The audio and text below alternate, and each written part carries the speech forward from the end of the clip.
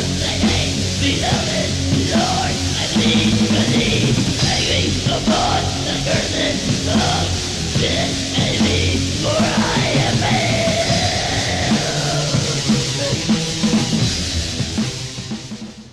dudes, welcome to the Bunsen Boner Recordings Podcast, episode 145, man. This is your weekly dose of heavy metal. Okay, alright. Joined by my big guy, Private Putrid Pile.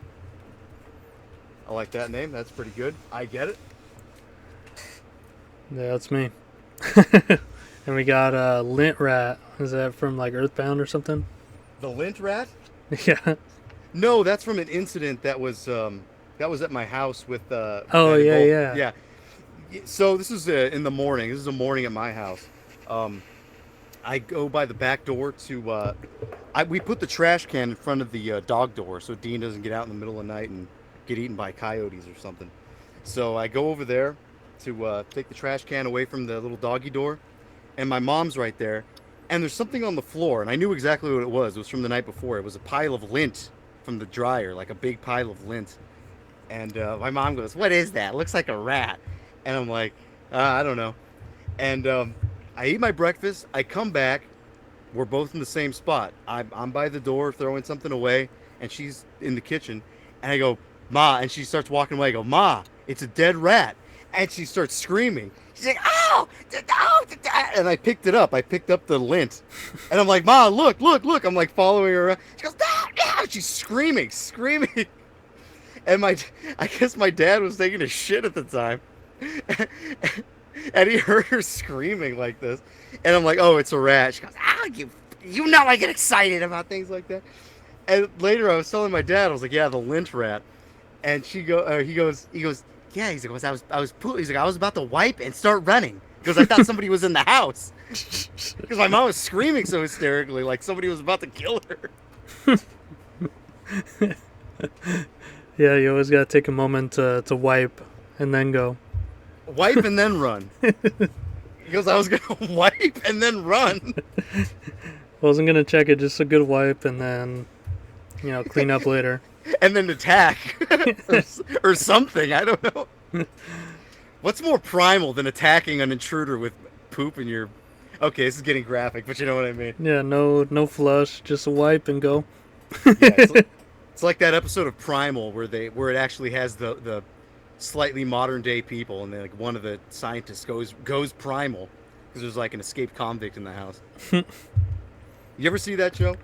Yeah, I just haven't seen that much of it. Maybe a couple episodes of the first season. Yeah, I don't exactly know how people see that show. Or is it like a Reddit thing? Do Redditors like that? I would imagine the same type of people who are watching Primal are probably watching like Smiling Friends or something. At least that's what I imagine. Like, I don't know, older guys. What do young guys even watch Adult Swim anymore? I have no idea. Nah, probably just on the YouTube shorts and stuff like that. Yeah, I don't know if people have the attention span to watch TV shows anymore. I know I'm losing my attention span to do stuff like that, but I still find myself watching movies like that fucking Mel Gibson, The Man Without a Face. That was okay. Just about some like burn victim.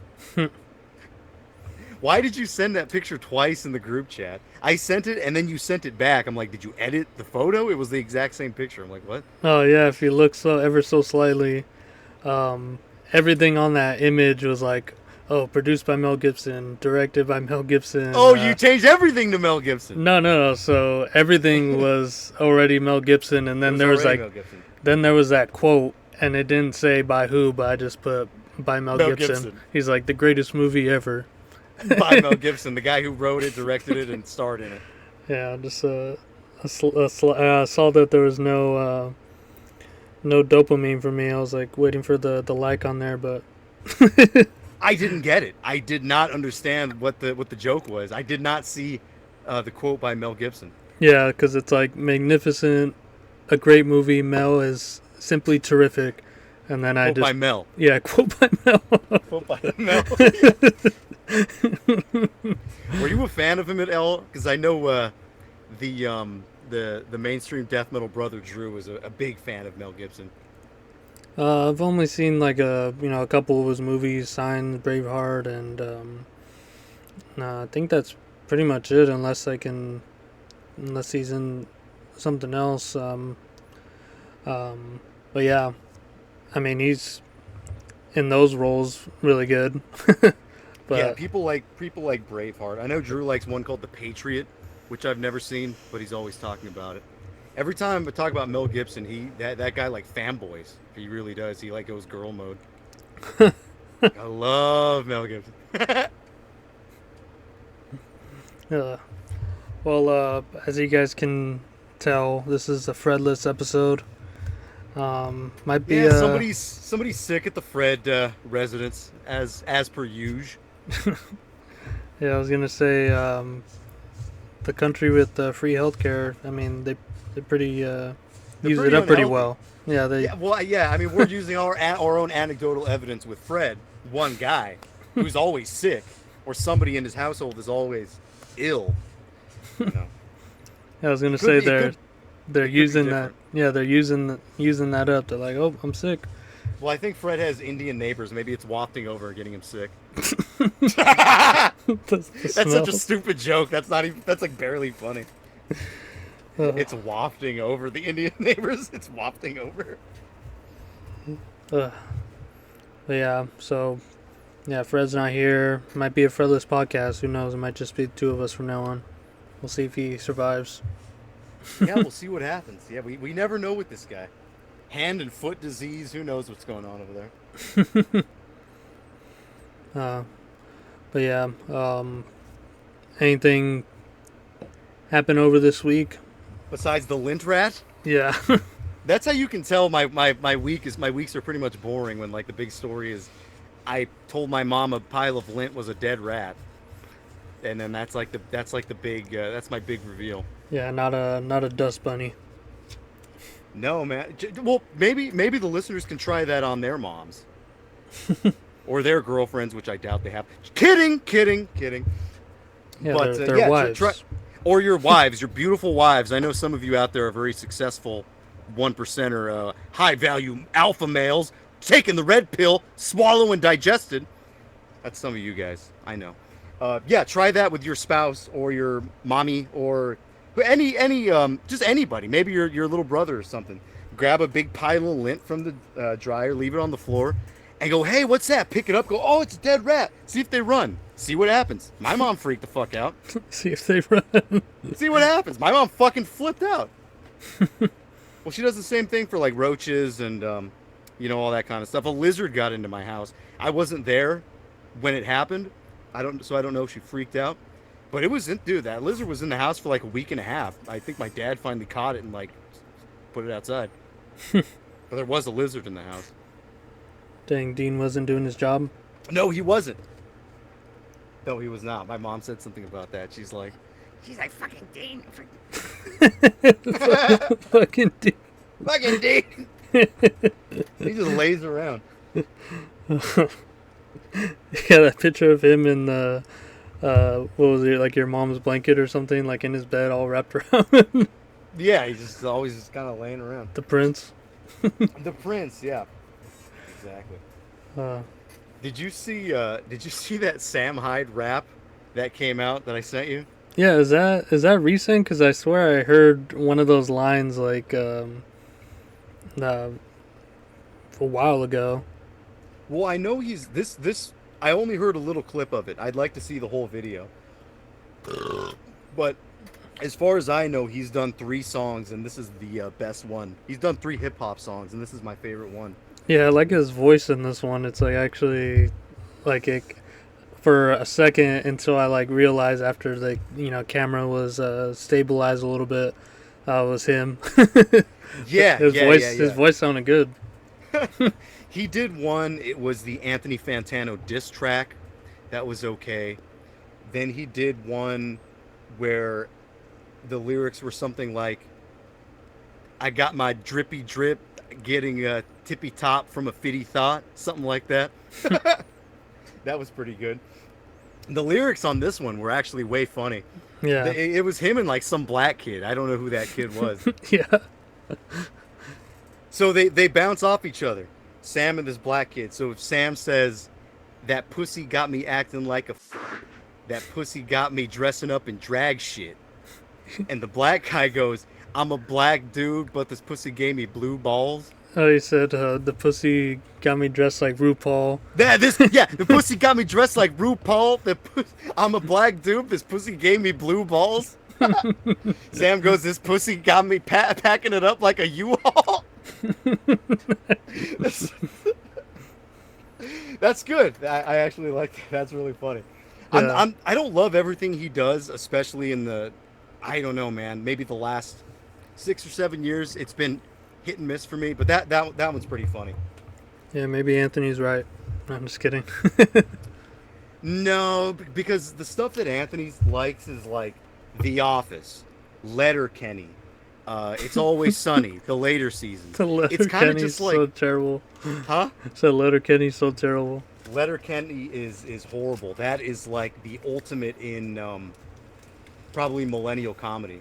And like, what was it called? That one show, what was it, Off the Boat or something like that? Is that the one with the Asians? Yeah.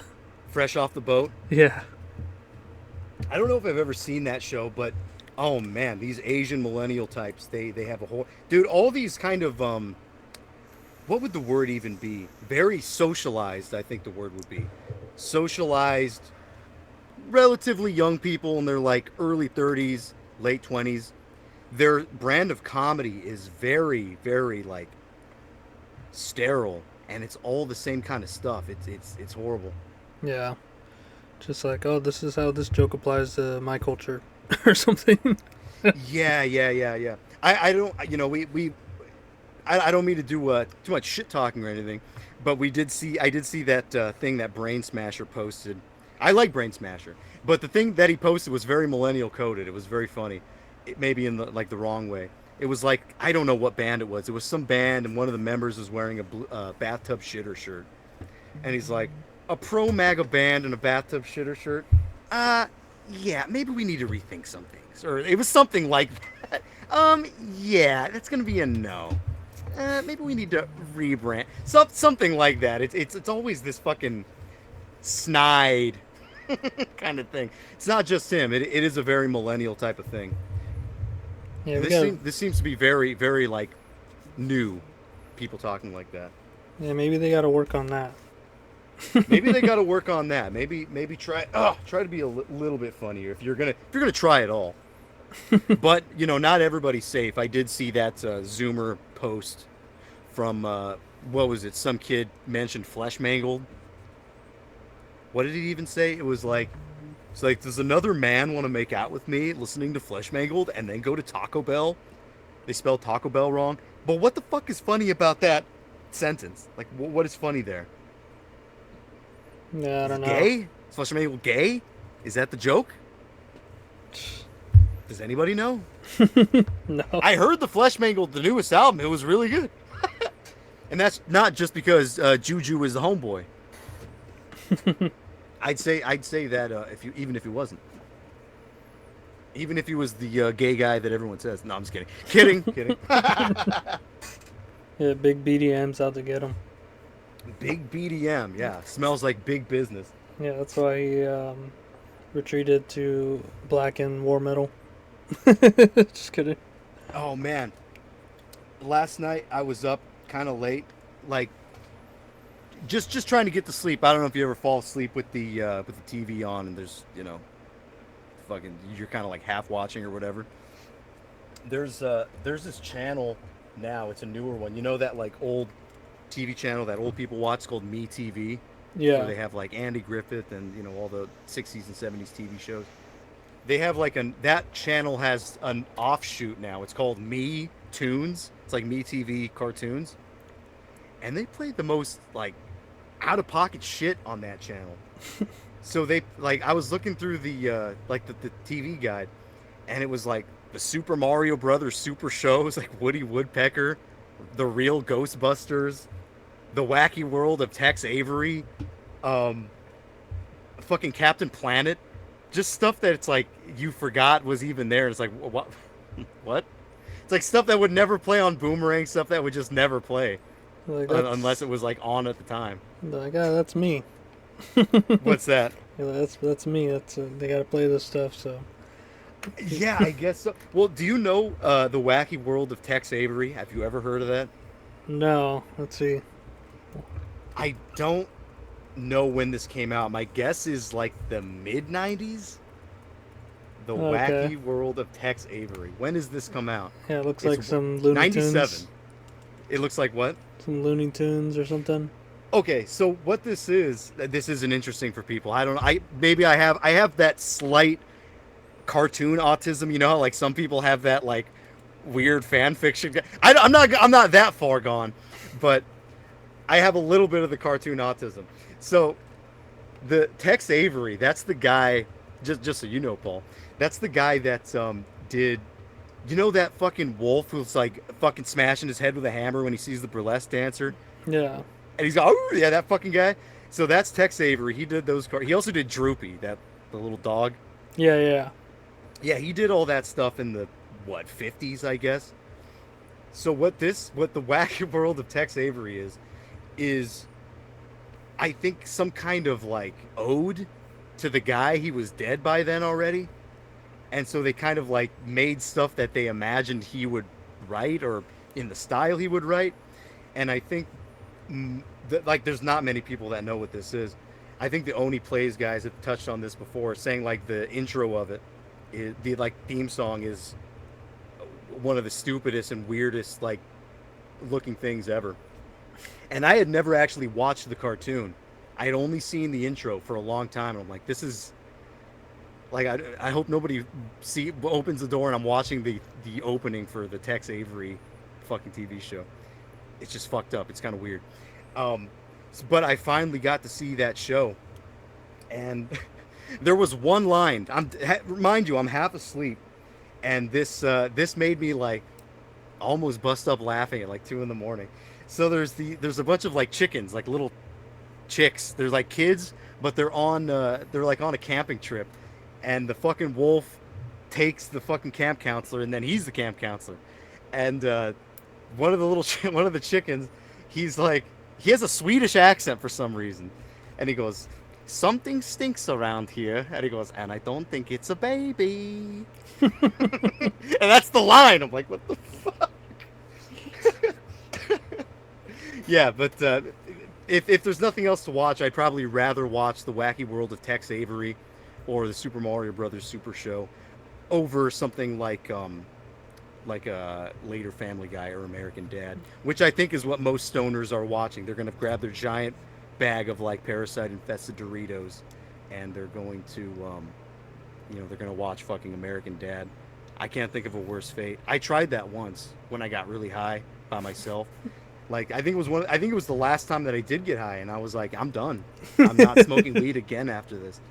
So I stooped so low. Yeah. I've stooped so low. I put on American Dad. Oh, that's terrible. And it's an episode where it's like the future, and I'm watching this and nothing is funny about it. Absolutely nothing. I'm like, where's the jokes? Where's the joke?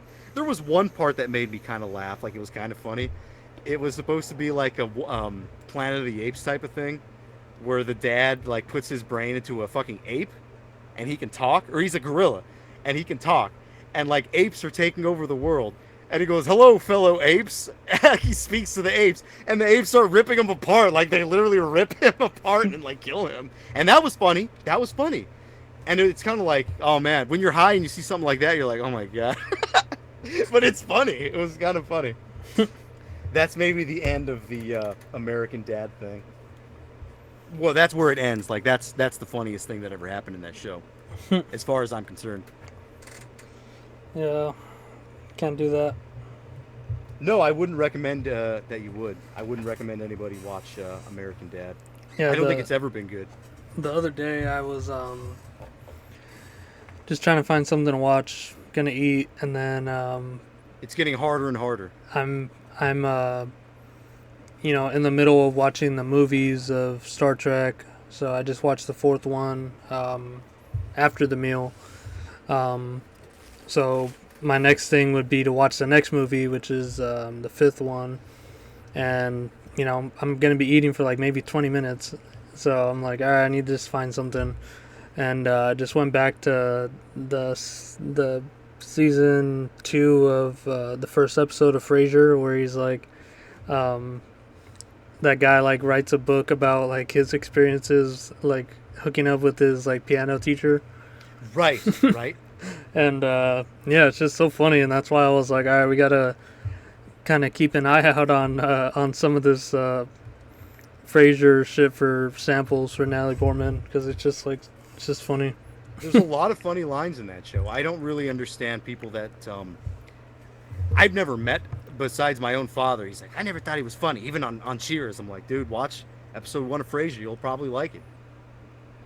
Like, it's funny. Like every other line, almost every line is funny. Yeah. Almost every single line is really funny.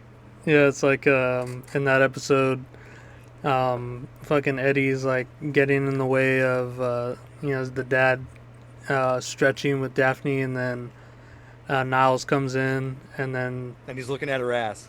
No, he's like, doing that, and then also she's like, oh, if someone else gets in the way of, or if someone gets in the way of, your exercises, I'm gonna smack him on the bum, and then he's like, oh, he's like thinking about fucking like interrupting them. Yeah. I like the one where they start arguing about something. He goes, that was invigorating. He liked that she was yelling at him. Yeah. Yeah, she was, you just throw that on and it's just hilarious. Yeah, seriously. It's on TV sometimes. It's like, if it's on TV, I'll put it on. It's like, all right. Got something to watch. Yeah. What's better than Frasier? Not much, to be quite honest. Yeah, I don't know. It's Frasier's not even a millennial thing. It's like I don't know who was that a big show? Like, did people really like that? Because you don't hear that many people talking about that show. You know what I mean? Like, it's not one of the normal talking points for people. People usually don't bring, like, me and you are the only people that bring it up ever. Yeah, I was gonna say came out during like a weird time because it was like early '90s, like right after. Lucky enough, though, Fred is a Frasier guy too. Like, that just happened to be. It was just like the planets aligned. Yeah, that's it's like Metal and Frasier, dude. Welcome to the fucking BBR. That's what cemented his position. It really did. We got that early on. We got that information out of him. Yeah, we'll let you guys know about a little inside baseball here. We're kind of auditioning guys, and none of them really were vibing with us. But once we sort of realized that Fred was liking Frasier, and we saw his CD shelves, we're like, all right, this is the guy. And we saw his Metal Archives, what's it called, status, and it's like, all right, Metal Freak. Need one of these guys in here. Yeah, it kind of just made sense. We've never met Fred. I don't think we've ever talked to him face to face, even on like a Zoom call or anything. I think that would be so, like, I don't know, inhibiting to how we do this. I don't know. Just yeah, we can't be seen. I don't want to know what anybody's doing on the other side of the. Yeah, it's like, oh, here's the pickups I was talking about, and it's like, cool, man. Yeah, then it would just be like a fucking one of those show and tell YouTube pages. Yeah, I told Julian, I'm like, I never thought any of those guys were cool. I'm like, that type of YouTube. I'm like, except for you, Julian, of course. I think that's the third time I've had to say that about you. Yeah, and he came out with that top 10 war metal list recently too. Yeah, and he had some good stuff in there. When he said Lust, I was cemented. Yeah, it was even honorable mention of Ouroboros too. So it's all good. I thought Strike would be on there versus the list though. Yeah, he's one of those. I mean, I was one of those. Yeah, list truther. Guys. I've come around. Strike is better. Strike is way more epic. It is. It's like, God, Strike is like a fucking lightning in a bottle masterpiece. It's crazy. Yeah, it like They kind of all are, but Strike is like untouchable. yeah. I think I was gonna say to It's like compare Wayne's it. World. We're not worthy. Yeah, to compare it to like the Sacramentary albums, it's just like I think that one as like a whole cohesive piece just works so much better as like an album, whereas like the other releases from them are just like interesting um, and fully realized like just metal songs, whereas like that's you're getting that, but like in a grander scope of like just a metal album. Yeah, you kind of like you can listen to that whole album. It kind of feels wrong if you only listen to one song. You know what I mean?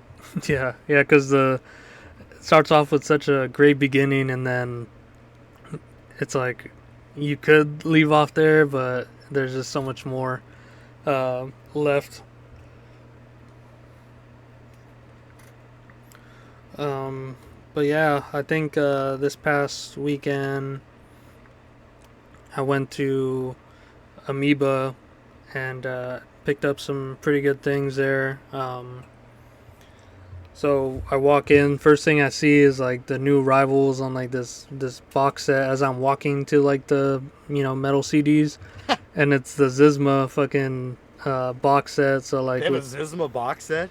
yeah, that's the photo I took for you guys. Oh, I thought it was just Fata Morgana. Yeah, it has that. It's like 4 LPs, and the reason I got it was because it has Yeah on there, and has its own LP, and then it has like a live album too, and then It doesn't have everything. no, like it doesn't have the later So stuff what after is it? Yeah. Just like the early days or what? Yeah, basically. Okay. Yeah, so I was just stoked because I was seeing like the prices for just Yeah, and it's like over $100, like even just for like a CD or something. But I was able to pick up that for like 50, and get all this extra stuff, and was the real selling point was just Yeah for me. So I'm glad I kind of got that in the collection, and then yeah, so I'm like on my hands and knees looking or just popping a squat, and there's this older guy that's on his hands and knees next to me because You guys are digging around. yeah, and he's ahead of me by like a couple letters or something. So Yeah. he's just leaving behind all this like great shit, and it's like either he's a know-it-all or a know-nothing. Like he already has all this stuff, or I don't think you should assume that somebody has all this stuff. yeah, because like he wasn't picking it up and being like, he was just like he left that with like nothing. He was just like flipped through that shit. We were going through the top layer, and then we went through the bottom. What shirt was he wearing? I didn't get a look. It was just kind of like a silent browsing. We were just Right. I don't think we acknowledged each other. We were just like going, and yeah. Just so remember, he left all the good stuff. yeah, so he left Verse Sephira, Battles Clarion, and then he left the compilation of Arcanum, the 11-year anniversary. Okay. God Tower, The Turn. Yeah, I saw God's Tower. That's an interesting one. And then Esoteric with Subconscious Disillusion into the Continuum. Which one is that? That's the blue record with like the black sphere on it. Not the first one. Let me see. What's the name of the album? No, it's their 2004 album. So that's their fourth record, Way Subconscious. down there. Yeah. I'd never heard it. Yeah. I think I went up to let's see. Metamorph Genesis. Because I think I saw a review in what's that? The Grimoire. Fucking Bill Zabub. I remember he left a review of this. Yeah. Because I think the only thing by Esoteric I had ever really heard. Actually, you know what? Maybe I had. Maybe that was my introduction to it. Because I recently listened to their '97 album, the Pernicious Enigma. Have you heard that? Mm-hmm. Oh, I really like that. That speeds up and that does a lot of weird stuff. Yeah, that one's really long. Yeah, it's really long. It'll take you all day to listen to it, but yeah, dude, that I think that's one of the Funeral Doom greats. Kind of going back to it recently. Yeah, it's definitely up there. um, up there with like a Vulcan and stuff, kind of like on Never this. heard the first album. It looked too, I don't know, it didn't draw me in with that album art. Oh, that one's a good one too. I had never heard it. Yeah, all their stuff's really good. Yeah, so I got that, and then in the mail later the next day I got the repress of Incorrigible Bigotry from Argusland, the vinyl. You're cool like the Zoomers now with that one. Yeah. There's some kid on YouTube that's been like talking about GBK and Argusland. He's like, if you don't like offensive stuff, don't listen to metal. I forget the name of this. It's like some kid. I don't even remember who it is. It's one of these show and tell guys. Yeah, so I got like both sides of degeneracy here, because the other pickup here was Gut, the singles collection. So it's like all their demos and EPs and splits. You got some Gut shit? Yeah, so it's like all the way up until their first album, so it's 91 to 95. And yeah, it's just really great. It seems like they were sort of like in some anal cum meat shits territory with like the first EPs and demos, and then once they hit this What do you mean by that? So it's just kind of like more noise and like not like in a yeah. I heard their early stuff. It's to me a lot of it sounded like Impetigo. Even the artwork kind of suggested that. Yeah, especially with the hyperintestinal vulva desecration. Probably. I heard something early from them somewhat recently, and I was like, oh, Impetigo for sure. Yeah, and then when you get to the split here in '94 with Morphia, then you get like the sound they're sort of known for, just like this more beefier production. Sure. And yeah, it's just so great. It's kind of it's cool to hear them evolve from where they were to kind of solidifying pornogrind as like a genre at that time, because I think like Meat Shits and Gut were the ones to really do that. So what was what album was this Nympho is a G? What album is that on? That one's on the Masters of Gore split with Romper Prop. Okay, I remember this. I remember that kind of generic looking picture with the girl with her ass. I think that's an awesome cover. It is. It's pretty good. I mean, it is a little bit generic, but in a good way. Yeah. Styro in a good way. Nah, Gut's not styro. But I'm just referencing. Referencing the hooligans. Yeah. Rune hooligan. But yeah. Then the comeback is like when they get all more infused with like hip hop and shit like that. And yeah, I remember they did. Well, even this Nympho is G was like kind of infused with that. I remember. Yeah. Yeah.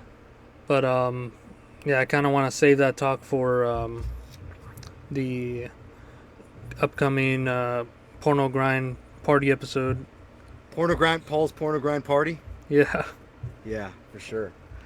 Yeah, because, I just been really taking a nosedive into all that sort of stuff. Yeah, all the stuff you sent me today was, I didn't listen to all of it, obviously, I couldn't. But I got to Decay, but Decay is a long album. That Mutilating, they were that Finnish core grind band. Yeah, I just thought that was interesting that it's like one-man band from Finland. I didn't realize it was a one-man band. The only one I can think of at the top of my head is like Inferior, that was doing that sort of sound in Finland. Yeah. Well, that stuff is still interesting to me. Like everything you were sending, I didn't even know that Lymphatic Phlegm had new shit. No, not Lymphatic Phlegm, Libido Airbag. Yeah, and yeah, that's crazy. I think I like those guys. They're classic. It seems like a lot of the like kind of progenitor bands, Libido Airbag, Rectal Smegma. No, Gut and like Gronabard, like they all came out with albums like really recently. Interesting. Nobody's paying attention to that stuff though. No, Not at all. it's Right? like it's such a like I've been looking for copies of a lot of those bands is like CDs releases and stuff, and it seems like obviously the huge audience for that is in like Europe and stuff. So there's not many distros out here or any labels that really carry that sort of stuff. It's sort of, I guess, pushed into like brutal death metal labels, so like Comatose and stuff like that, and I think also Red Rum, the Mortician label. Mm-hmm. So I was like just trying to just find anything because Rotten Roll Rex from I think it's from Germany or Czechia. Yeah. They release a lot of the like pornogrind stuff there too, and they're just like, oh, you have to order like fucking 10 CDs for us to even ship something to you, and no small orders and stuff like that, and it's understandable with everything going on, but it's just like, damn, like there's really not a market out here for pornogrind. Yeah. I mean, it seems like there's a giant disconnect from the people that maybe not people that particularly listen to this show, but people that are like on Instagram, metal collectors, whatever, metal people on Instagram. It seems like there's a disconnect from those people and a disconnect from people who are into gore grind and porno grind. Like the people who are on Instagram, like let's just say metal Instagram people, they kind of stick within their own little thing, which is like heavy metal and that kind of and its subgenres, black and death metal. It's like those three main things, and without really straying too far away from like what is true metal. Yeah, and like And then or go ahead. I was gonna say the closest thing that you get to that is like just gore grind, like Yeah. just That's more two paths here. It's like you go on the clinical sort of carcass gore obsessed bands, and then you get like this other stuff that's like more, I guess, just oriented around just like not party, but just kind of more like fun and tongue in cheek. And I think there's probably a third option too, at least these days, which is like hardcore or crust punk type people, power yeah, violence type people. So I think there are three variants. Like one is the brutal death metal sort of area, and then the next one is like the crust punk, and then the other one is like the carcass type stuff. And the carcass guys, those are all like death metal people. yeah, The crust punk guys, we know where they're coming from, and then the porno grind guy or the brutal death guys, we all know where they're coming from too.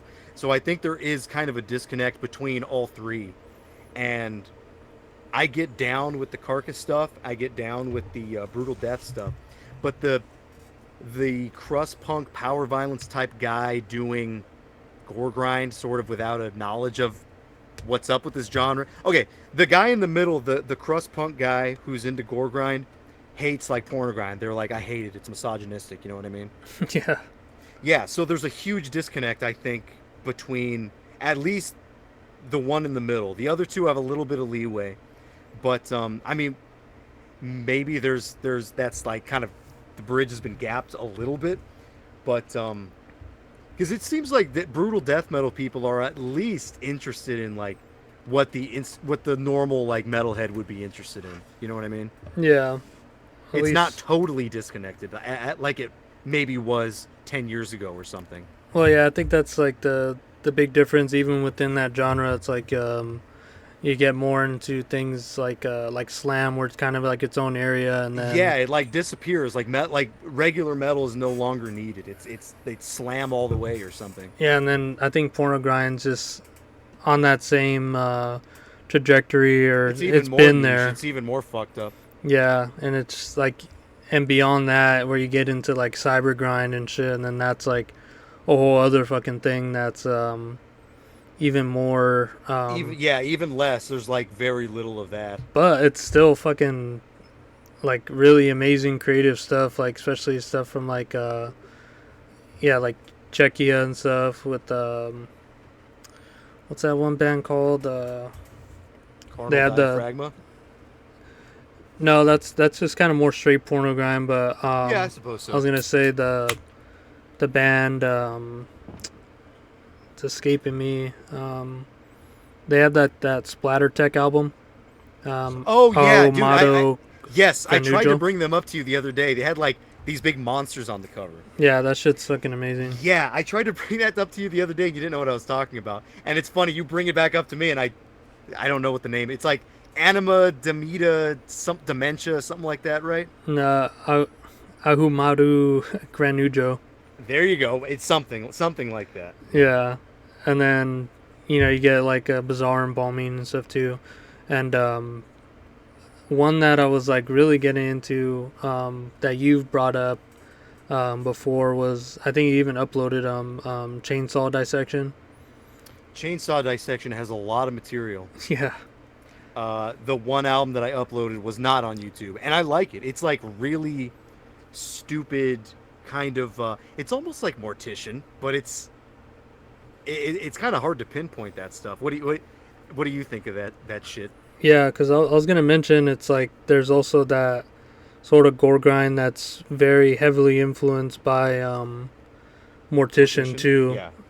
and I think that kind of falls in line with that. Like even with forget what the album's called. Oh, even up to the name, Chainsaw Dissection. It's like that's Chainsaw Dismemberment from Mortician, and then they even have like an album cover that's sort of similar with remnants of the Slaughtered.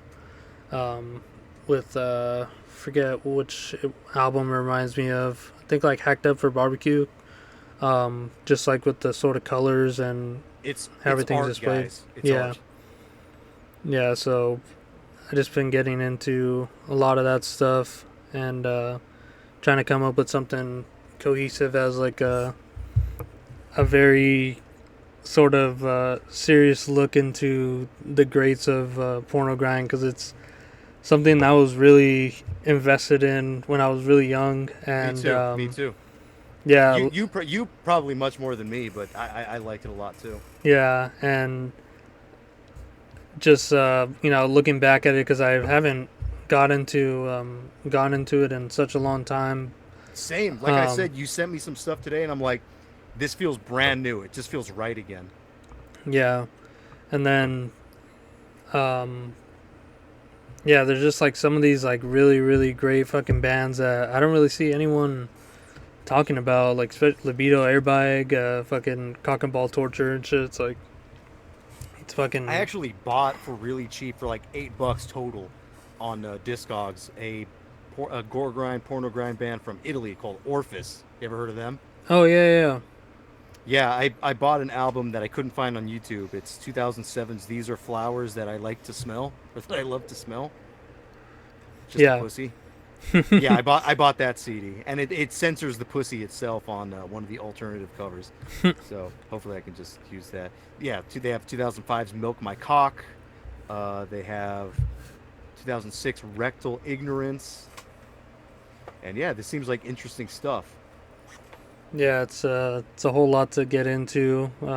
There's like, because I was kind of thinking or talking with Julian about like these bands, especially one of my favorites that I kind of want to do an episode on the same way is like Putrepile, because they kind of stand in like such a weird position in brutal death metal where it's like not blasty brutal death metal. It's not like the techie stuff. It's just like very groove oriented, but it's kind of technical. I've heard their stuff.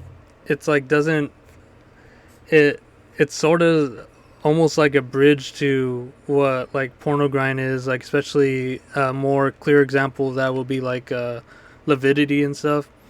I think that they kind of bridge that gap between brutal death metal and or like that band I was talking about last time, Putrefaction, the Deadened thing, where it's like it's porno grind, but it is still basically brutal death metal.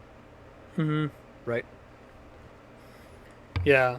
So there's just like a lot of territory that's at least not talked about in a I guess serious way, because there's people that will show their CDs and records all day about this stuff, don't really get into it, but it's like such a interesting really genre to me right now. It really is. It's so unexplored, I feel like, for me, even though like me and you probably know a ball sack load of these bands, but there's always still more stuff to learn, like even from the old days, even from 20 years ago. There's a lot of like Orifice, who I discovered today. There's a lot of just totally untouched shit made by death metal people that is cool. Yeah, it's like right in the... And it's from fucking Italy, you know what I mean? Early 2000s. It's like from 2000 to 2010. It's like kind of where the genre was really in such a great space. Oh, definitely. And I feel like afterward, it seems like a lot of the bands that are coming out with stuff now that's actually good is like the older bands with like Libido Airbag with that Scum Sculpture like album. Did you listen to that? No, not yet. Oh man, that's like, there was a album, I think it was called like Something Servant, that came out before that one. Wasn't too hot, but like this one that like this should have been on my end of year list, but it dropped fucking December of last year. So so yeah, there's like, it's just really amazing, and kind of what made me want to get into this a little bit more. So yeah, that was like one of the last ones you sent to me today. So I've been just going in order of the things that you sent.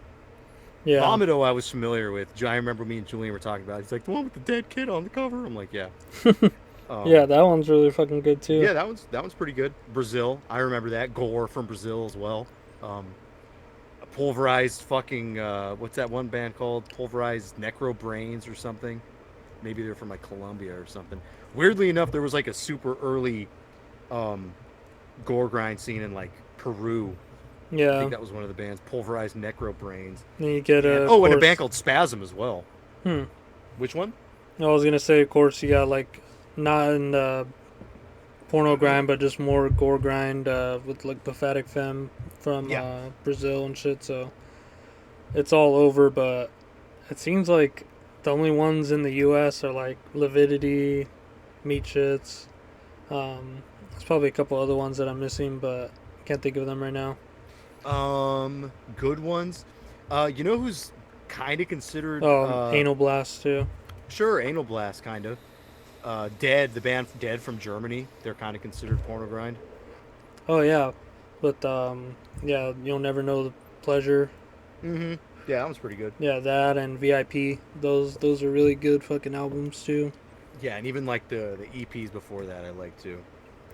Yeah, those are... Because I was coming back to those recently, and it was, like, really hard to find that first album. Like, they don't even have it on their Bandcamp, and I had to, like, Google search, and then there's a link. But when I looked through YouTube, trying to find the album, there's, like, nothing.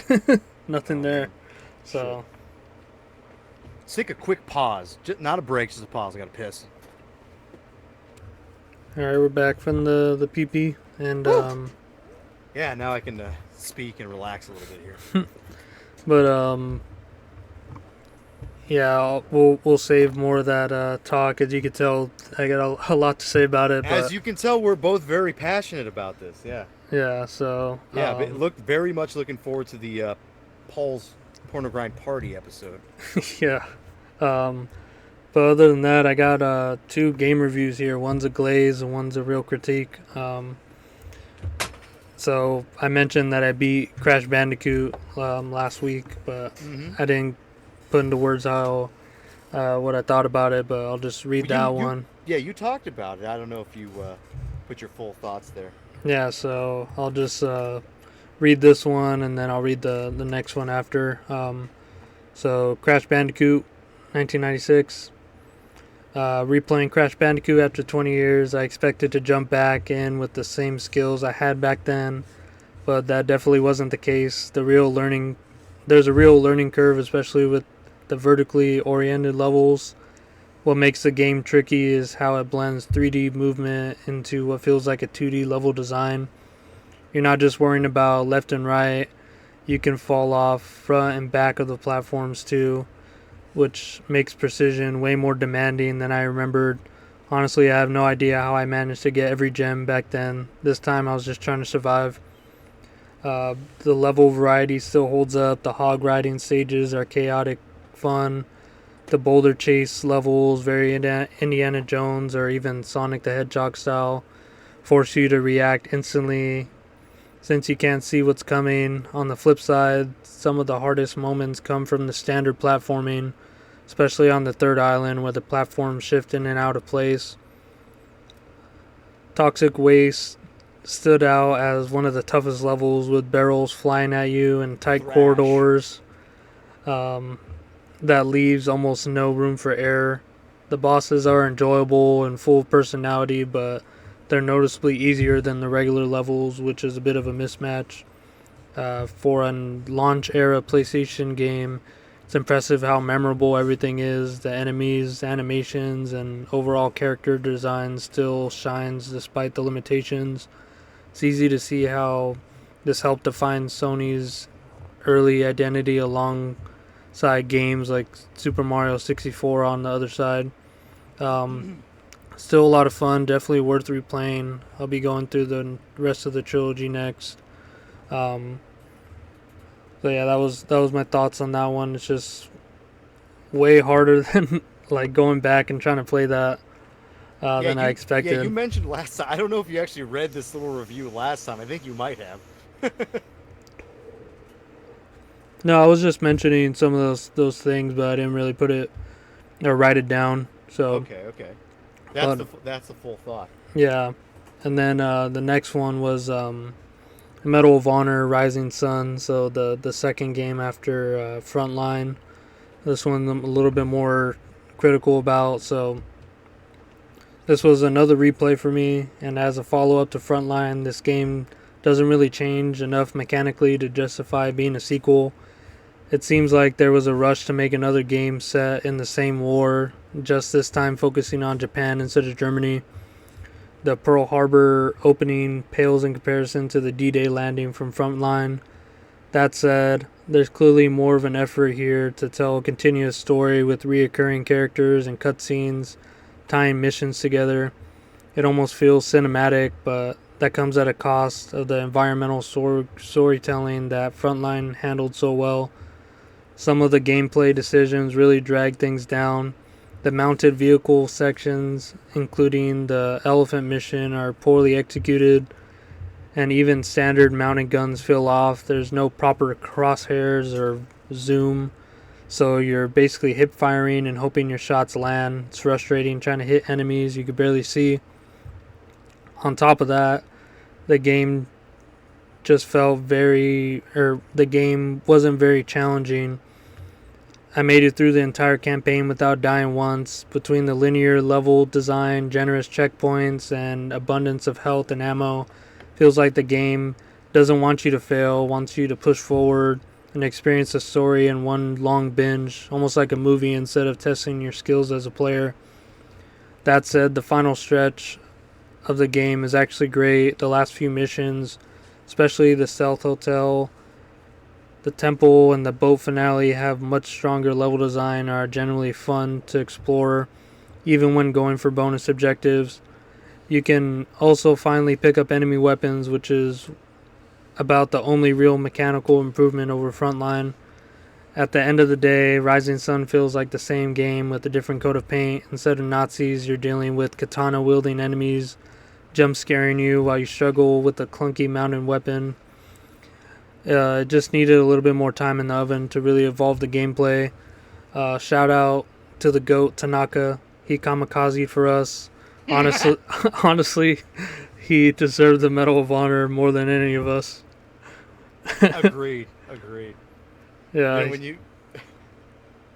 When you said the thing about we're not fighting Germans this time, it reminded me of that Impractical Jokers thing where Sal's giving that like wedding speech. He goes, "Never let the Japanese get in your way."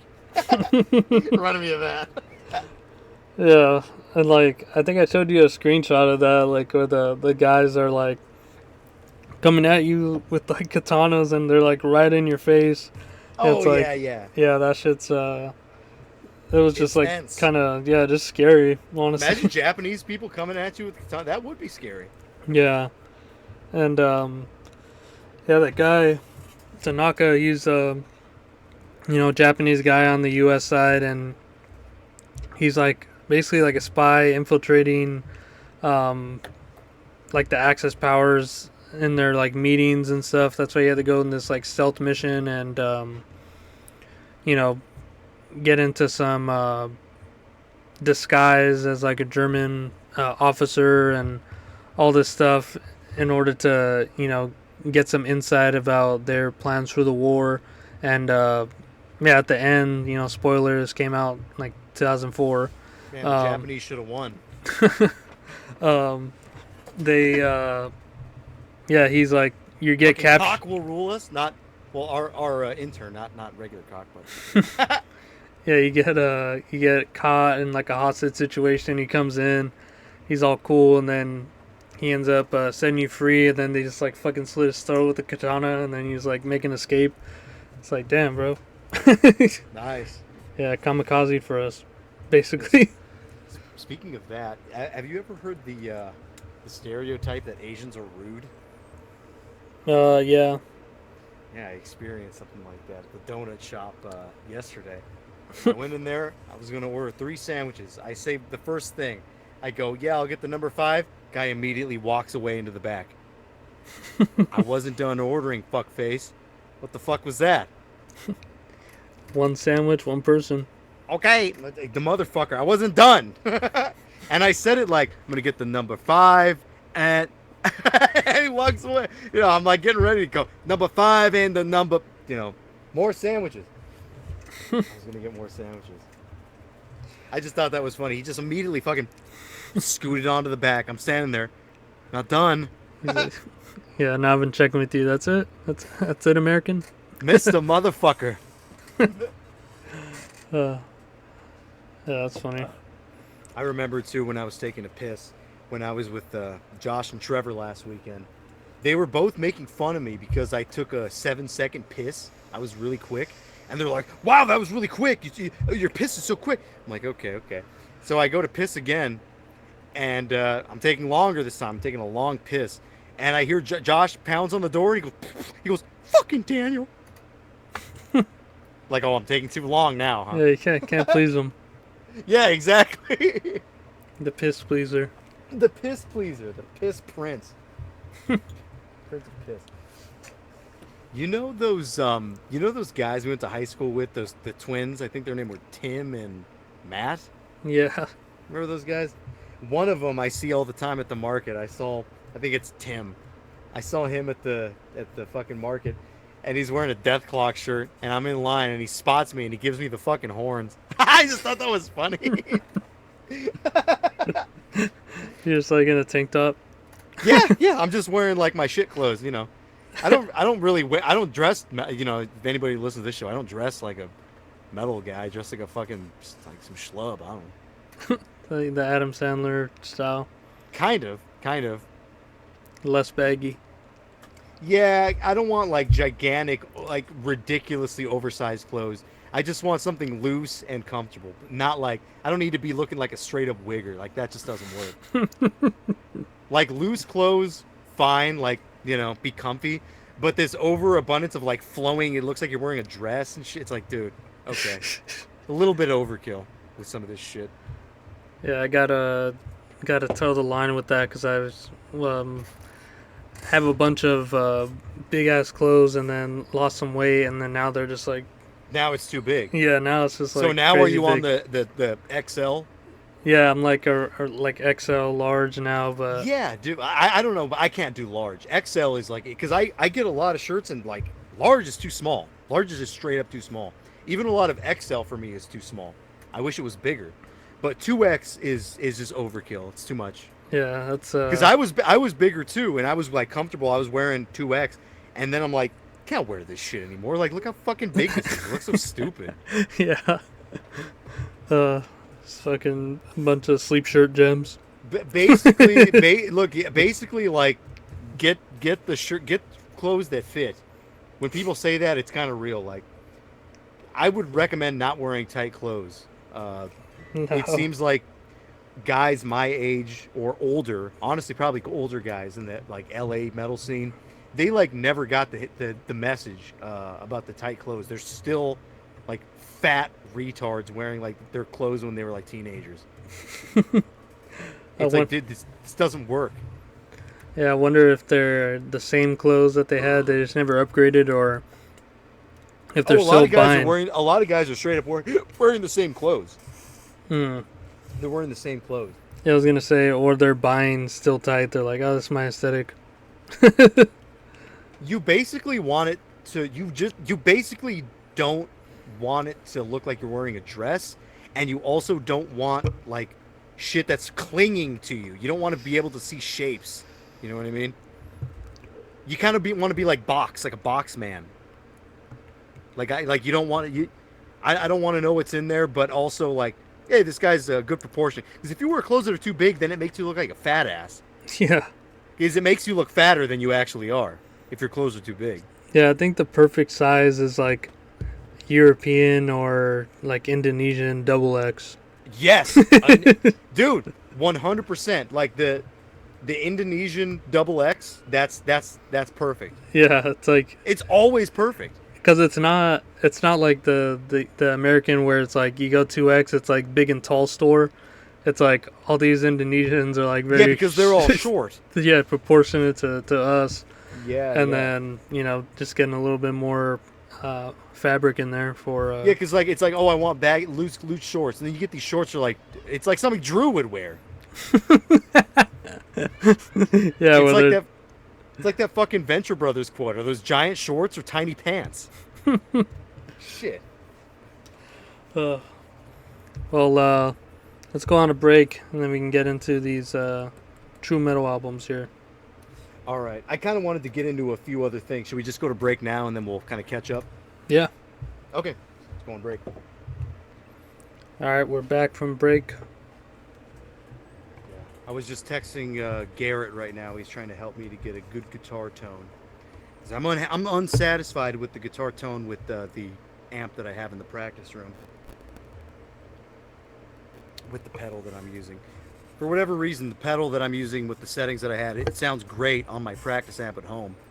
Which is why I said before, I'm thinking when we record, I'll probably record with that amp, maybe.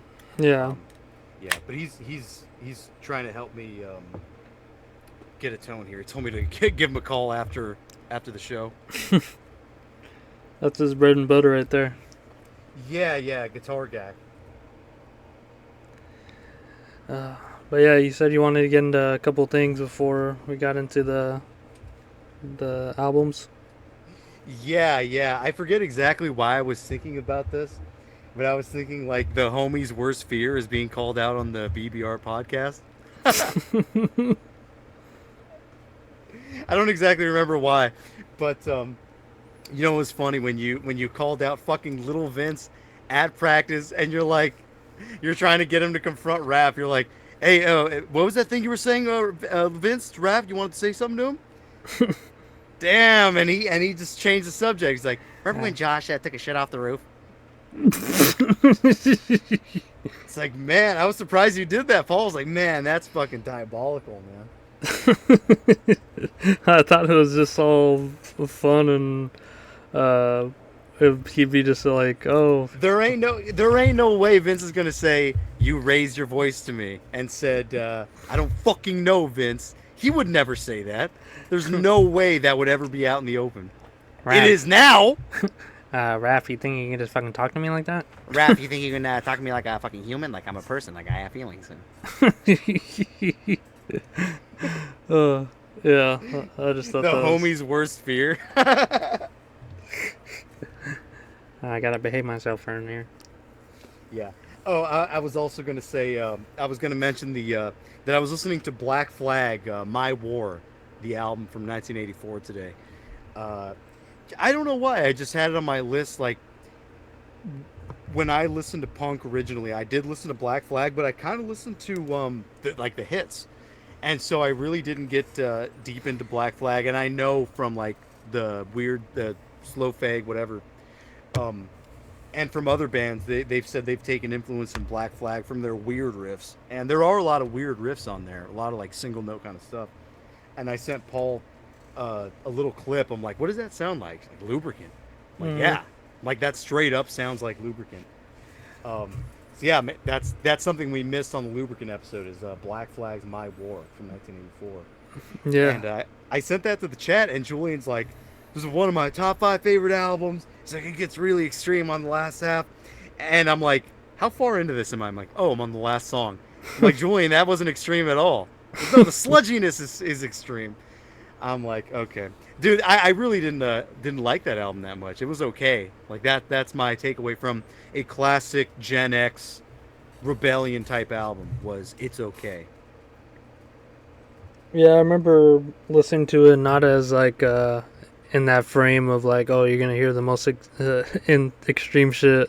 I didn't go in that frame. I was just listening to the album, and then Julian said that before I got to side two, and then Yeah, I got to side two, and it was pretty mundane. I got bored. I didn't like it that much. yeah.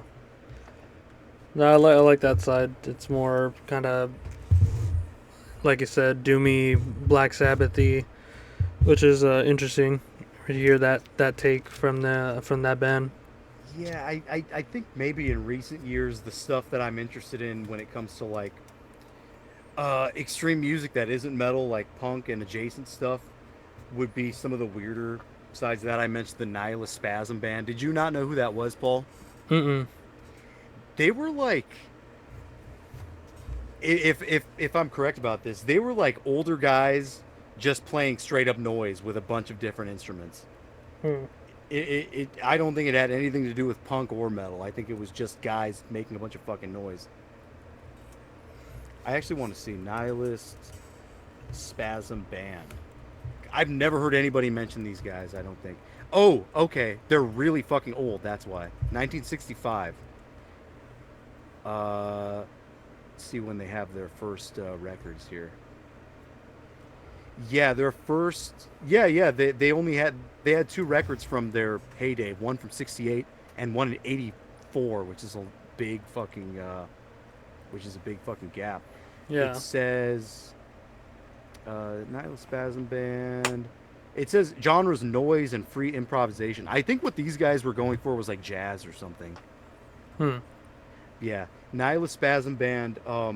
The Frogs. If you're familiar with the Frogs, remember I showed you that song. The I'm sad because my goat just died today. Yeah, A band like that, and then also a band called Rancid Hellspawn, who I've never heard anybody mention.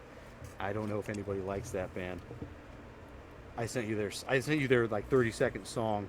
yeah. Eat My Yellow Banana. Mm-hmm.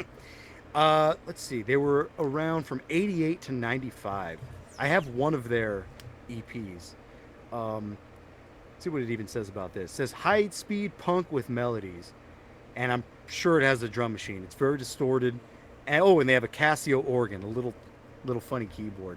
So when it comes to like adjacent stuff that could be considered punk, I'm more interested in stuff that's like catchy and absurd and kind of funny like that. Uh, with the classics, I don't know, man. I don't have much of a need. I feel like to go back to classics, even with the Black Flag thing. That kind of just took me right out of it. You know what I mean? Yeah, yeah. Because the immediately like stuff from Black Flag, Black Fags, Black Flag that I like was the stuff with the other vocalists, and then he moved on to like Circle Jerks or something, right? Oh, that guy's a fucking. Oh man, that guy's hilarious. they they they talked about him on the Anthony Cumia show. They're like, this guy's like Chip Chipperson. Remember the Comic Con guy? Yeah. Or what? Jim Norton. They said this is like a real life Chip Chipperson. The way he sort of acts in interviews and things. Yeah, just like his main songs from like Black Flag, and then carried over into Circle Jerks. So Yeah, some Circle Jerk songs were good. I like the song Teenage Electric a lot. That's a weird one.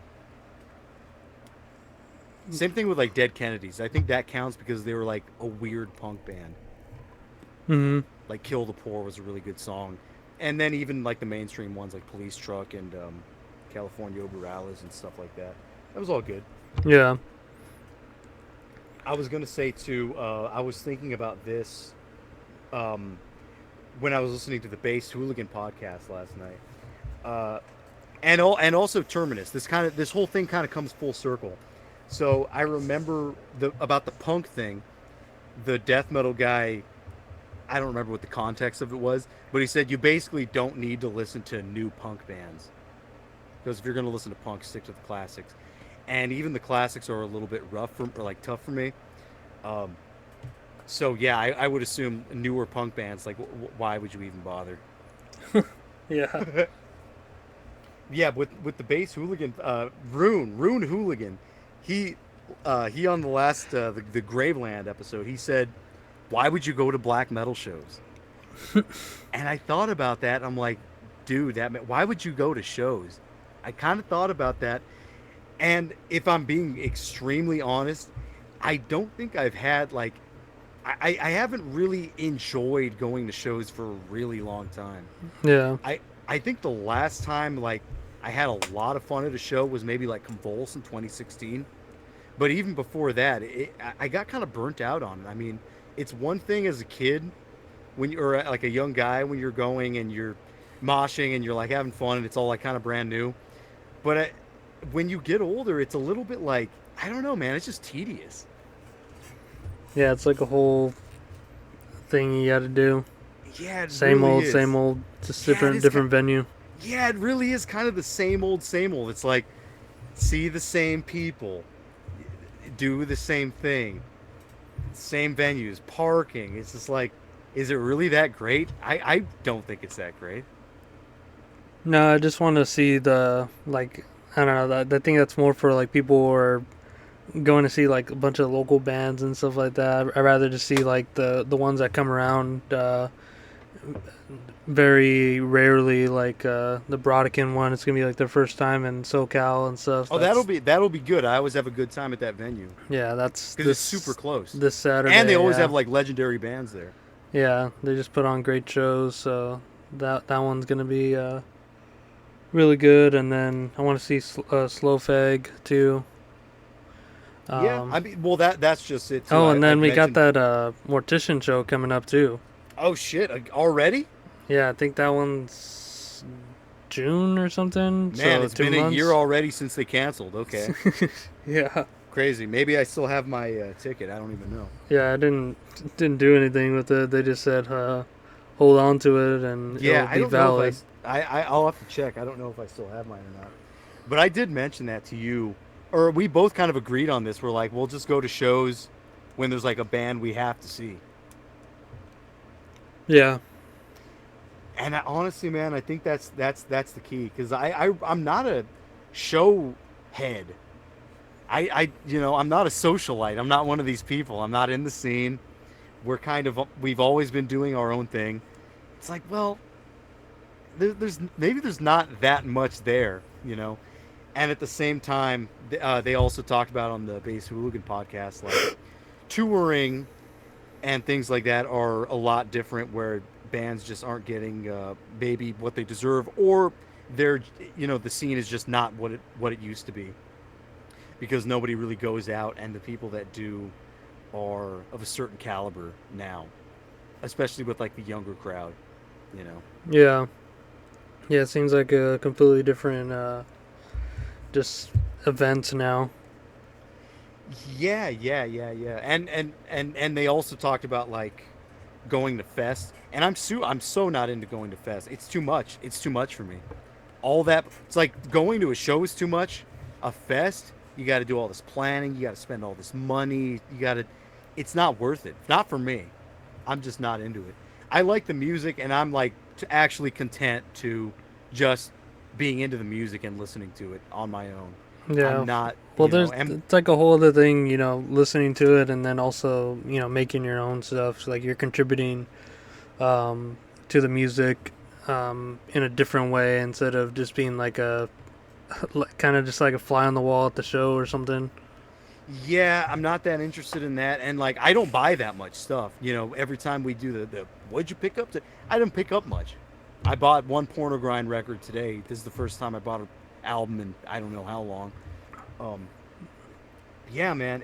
And even with that too, it's like we're mainly buying like secondhand stuff. It's not really supporting labels directly or bands directly. It's more just like some guy selling off some shit from his collection. Yeah, well, I mean, I've joked on the show where I'm like, buy our stuff, buy stuff. It's not really that. It like the reality is, it's like, dude, we have stuff for sale. If you want it, it's you can buy it. It's whatever. Yeah. It's there. It's there. Big It's cartel's limited. back up. The big apparently it was down. I didn't realize it was down. I had no idea. Paul had to notify me today. Yeah, I got notified. I don't check it out, but it's good to see it's up and what we got up there. So. Yeah. And yeah, we really got to fucking.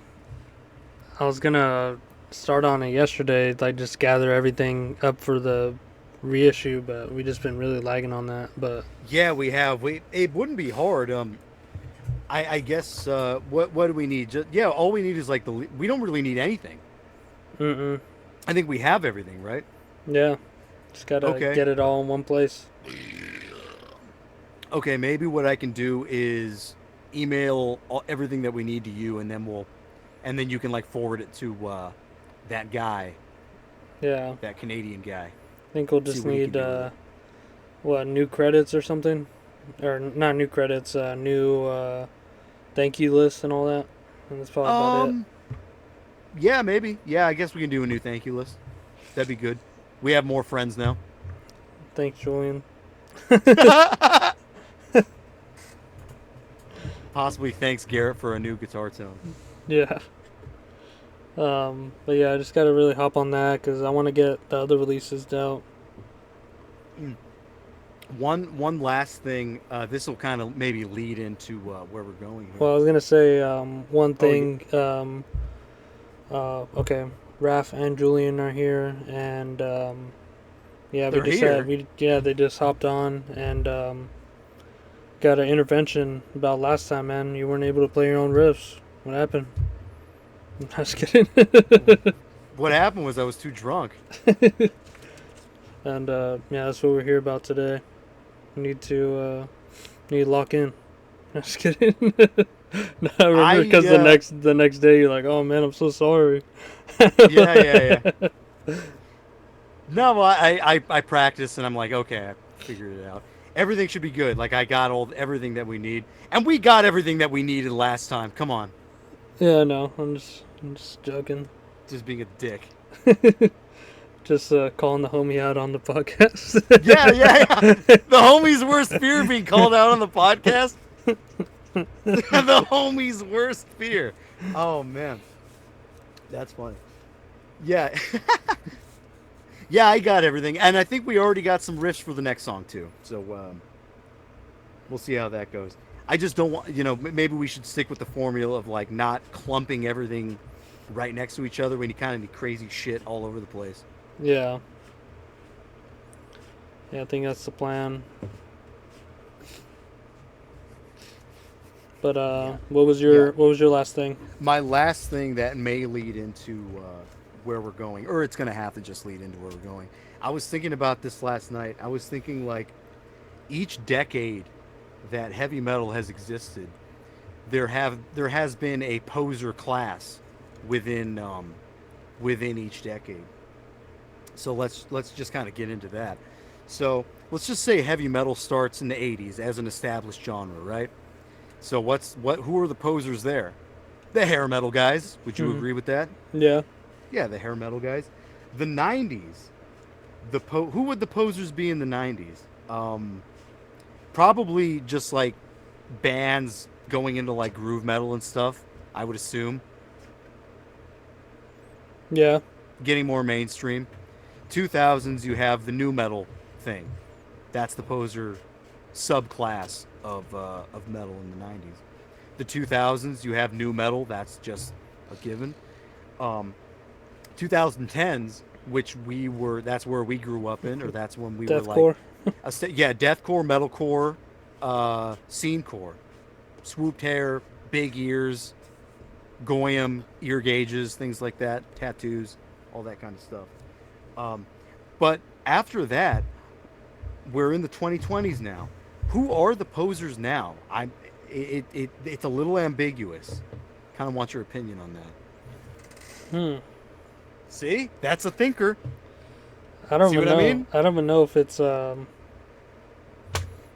like A poser class. We need a poser class. Yeah, I don't know if there's a generalized group anymore. It just seems like everything's available, and within each sort of you know subculture of metal, there's just posers littered throughout. Like, it's not necessarily like a stereotype. It's just, No, it's not. Not anymore. yeah. I don't know, because everyone's very liking really like great bands, but I don't know if it's just the poserdom is like just being trendy now, like just being trendy Yeah. with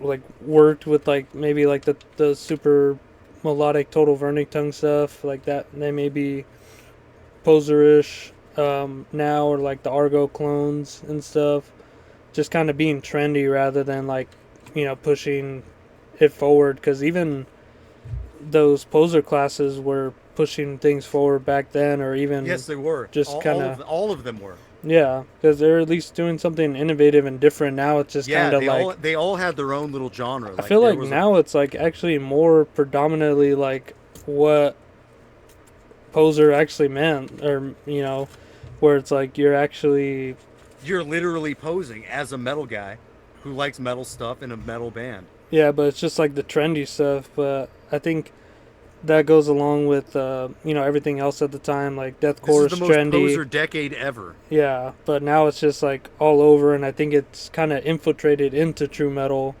where you're like, there's not anything us versus them sort of thing, because new metal, deathcore, glam, all that stuff was trendy, but it was also parallel to true metal, whereas now it seems like it got infiltrated by posers. Now true metal is kind of trendy and poser now. So it's kind of interesting. Every genre now has been infiltrated by posers. Yeah, like what's the latest genre sort of thing? I guess people would say like gent, but I kind of put that into like deathcore.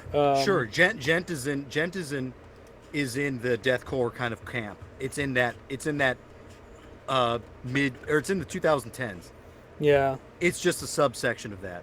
And I think it's just like, yeah, so much more like accessible now. So you can, like, what even defines being a poser? It's like just buying the thing and then selling it later. Like, I think it's just so much more accessible. Like, going to the shows, kind of trying to, I guess, relive like the eras of like true metal and stuff. That might be poserish, instead of living in the the times now. Because you can know the right bands and like the right albums, but it's not really true. It may just be you hopping on a trend. It could be. I was gonna say like maybe the hardcore scene, but I feel like that's a little bit kind of outside. Yeah, that's always been there. So yeah, that's always been there, but that's like it I think it's always been trendy, but it kind of just exists on the outside. It kind of doesn't really mesh. Yeah, and again, like nowadays hardcore is like it's like beat down, where it's like going back to the late 80s and early 90s and things, I would assume. Yeah, and again, even the early 2000s, all that stuff is kind of clumped together. Yeah, and again, it's like also getting into that, it's like also parallel to other things. At least they're making something a bit different from it that is contrasting with metal, instead of like actually posing true stuff. Because I guess you could say the people that caught onto the trends of like Mortician and like Crowbar and Acid Bath and stuff like that, that's kind of just poserish, but those are like all good bands in their own right. But yeah, exactly. It's just infiltrated by, I guess, like the tourist types that will be into it for as long as it's popular, or as long as these bands keep keep playing, I guess, because then they won't branch out into stuff where bands aren't even, they're disbanded and stuff like that. So I don't know. I think it's just like a more broader cultural thing rather than like a subgenre of music that's like opposing as posers. Yeah, because when we were in high school, there were like scene core kids who were into all that stuff, and they would say I'd listen to metal, and it wasn't true. Say this guy's a poser, and they were. Nowadays, it's a little bit more. I don't know, man. It's hard to pinpoint Yeah, what exactly is the poser subclass, as opposed to like what's the good shit. Be- because there's so much stuff now. Like everything has been infiltrated. It's you can only just say like is this band good or is this band bad? yeah, Like that's all you can really say now. yeah. I think that's kind of what it is, and like when the bands are good, and then it's like more like the audience that kind of leaves a bad taste in your mouth more so than the music. Yeah, yeah, yeah. So Because the audience is I don't know. You can kind of tell like you can tell with both Zoomers and millennials. Like though that's the demographic now. It's like everyone else is too old. But the Zoomers and millennials, you can see with the Zoomers, they're like TikTok coded. With the millennials, they are like they are like they're like mainstream coded. They like don't know anything. They just mhm. kind of have their preconceived notion of the bands you're supposed to like. I think that's maybe one more thing to like take into account. You know how I talked about Black Flag? Like there was a point where metalheads and punks they kind of listen to the established bands that you're supposed to listen to. Rarely did any of these people in like that we actually knew in real life. Rarely did they go beyond that and actually care, if that makes sense. Yeah, they're not venturing forward. It's kind of just whatever is presented in front of them, and Well, yeah, exactly. What are your friends like? What are you supposed to like? What are you supposed to know? yeah, and I think that's more of like along the lines of like the tourist kind of thing. It's like, oh, I need a list of the greatest black metal, death metal records, and check them out and kind of see what the hype's about, and Yeah. I go mean, from there. I still do that. I still check out like classic stuff and kind of make a decision from there. But But I don't know. I there think it's different because like that's like their main exposure versus like all the other stuff that we've come across just through our own sort of like sifting through that sort of stuff and yeah, finding our our own, own journeys through like the internet, basically. yeah, and like finding our own sort of taste and style of what we like so we can hold that against you know a classic band or newer stuff too, and just be like, oh, this it's not really poserish. It's just more like, oh, this isn't this is not mine. This is not my taste. This is Yeah, yeah. not You can good. listen to a classic band and be like, "This isn't that great." Yeah, You can listen to a fucking underground band and be like, "This isn't that great." But I think within those, both mainstream, popular, get a little more underground, get more underground. You can kind of sift through those and kind of weed out what is good, what is cool, and what's really cool. You know what I mean? yeah, I think maybe the same thing goes with like I always talk about this, but like the way people dress. I don't know why it kind of I feel like that might be of some importance. The way people present themselves, because it's like with metal and with punk. Let's just say for metal, for like whatever sake, there's like kind of an established uniform or different uniforms that people wear, and people all kind of dress the same. But it's like with that, as you're growing up and as you kind of establish who you are, you s- you kind of like pick and choose what what you're gonna be or how you're gonna dress, yeah, rather than How is everyone else dressing? You know what I mean? Like take know what's up, and then Yeah, what kind of make it works. your own. Kind of make it your own. Yeah, it's like again with musical taste. It's like, all right, you're presented with all the stuff that everyone else likes, and then you come with your sort of Your garb. your established taste and sort of style or whatever, and you make it your own instead of like, oh, what are these guys wearing? I need to get I need to a get the vest. exact same thing. I need to get a vest. I need to get the boots. I need to get the hair. I need to, just so I can look the part to fit in. Where it's like, wasn't it the point to not fit in? True, true. Like we talked about earlier. Same with the Man of War quote. The man who is afraid of Man of War is afraid of himself. The fan of Bunsen burner recordings is a fan of himself. That's always been the message here. It's be yourself. That's the message. It's not be metal. It's be yourself. And with that, shall we get into tonight's picks? Yeah, and if we had a video, you would see me nodding and agree in agreement with you. Yeah, a supernova of truth, maybe, as Julian said. So yeah, I really have no notes on the two picks that I did tonight. Um, Two things that I had on my list for a long time, and finally getting to in one concise package here. The first one is going to be Savage Grace from Los Angeles, their 1985 album Master of Disguise. Their genre, it says power speed metal. Maybe at the core, this is just a heavy metal band with some speed metal aspects sometimes. I was unaware of their 1983 EP, The Dominatrix, but I listened to that, and that is way more in line with like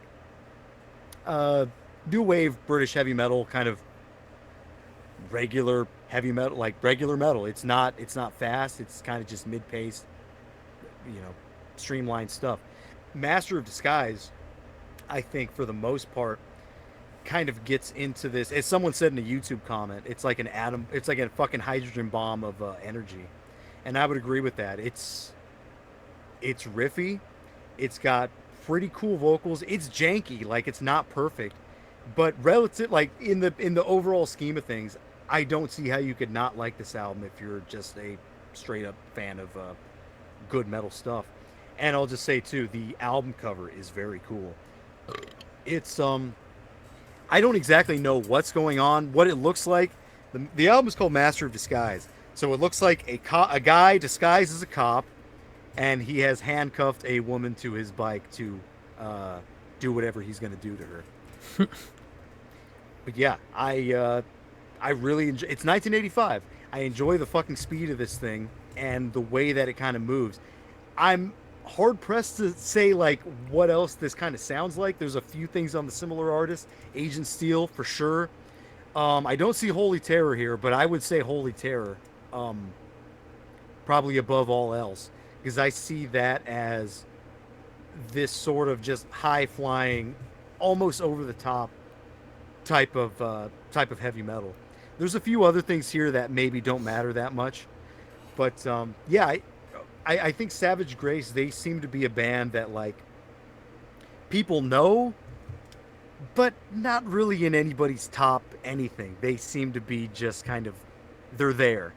If you're a thrash fan, you would probably know them. That's probably how I know them from my thrash days. Um, I don't exactly remember if I had ever showed this band to Paul. I'm sure we've talked about them before. Uh, Funny enough, there's a podcast with some old guy, some older dude with cross eyes and glasses. His channel is called Let's Talk Metal, and he's talked about some of the same stuff that we've talked about, and I didn't even realize he was around. So he did a Savage Grace thing. He did a Heaven's Gate. He also covered Riot and Mendes Praise, Tokyo Blade, some of the good old, slightly underground heavy metal. But yeah, there isn't too much talk about stuff like this. Everyone seems to be obsessed with U.S. power metal. That's like an obsession with people these days. They always mention like Manila Road and things, but I don't really see a lot of mention of Savage Grace. I was kind of choosing between the two, did I want to do the second album or the first album? First album, it has the better singer, it has the better songs, it's a bit more exciting. Um, People kind of compare this to Iron Maiden. Yeah, a little bit, but it's got its own thing going on. It's street metal. It's dirty street shit. Yeah, because when you brought these albums up, I think last time you were trying to pose it as like speed metal versus power metal and stuff, and I think maybe we can compare those. Like I think that this one's for sure more speed metal, and I think you hit the nail on the head of like what kind of makes it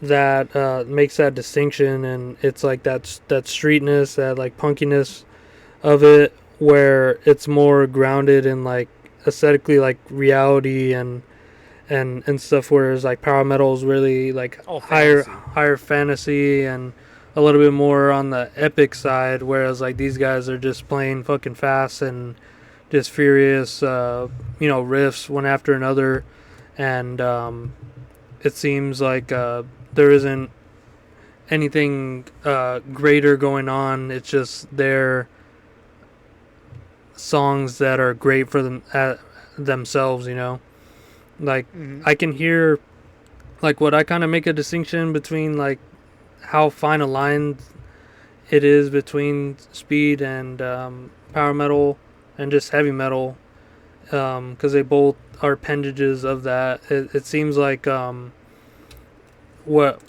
I mainly hold as like a litmus test is like the first like even within the band Iron Maiden, like the first album that kind of comes off as like a heavy speed metal record to me, where it's just more like has like that street aesthetic and just more kind of garagey vibe to it, where as later on it doesn't really hit power metal as like we know it today with more like fantasy level stuff, but it's definitely once they got Bruce in there, it seems to be more oriented around more like epic melodies and stuff, and kind of less like apparently punk influence, as in like the way that they're aggressively playing these songs. They seem to be going into something like a higher realm of fantasy in there. And that first album with Paul seems to really hold down true to the streets of like speed metal and reality, and in the time of like the scene there. So I think that's like a fine distinction there, because you can hear between the two records there how just the difference of songwriting and even vocal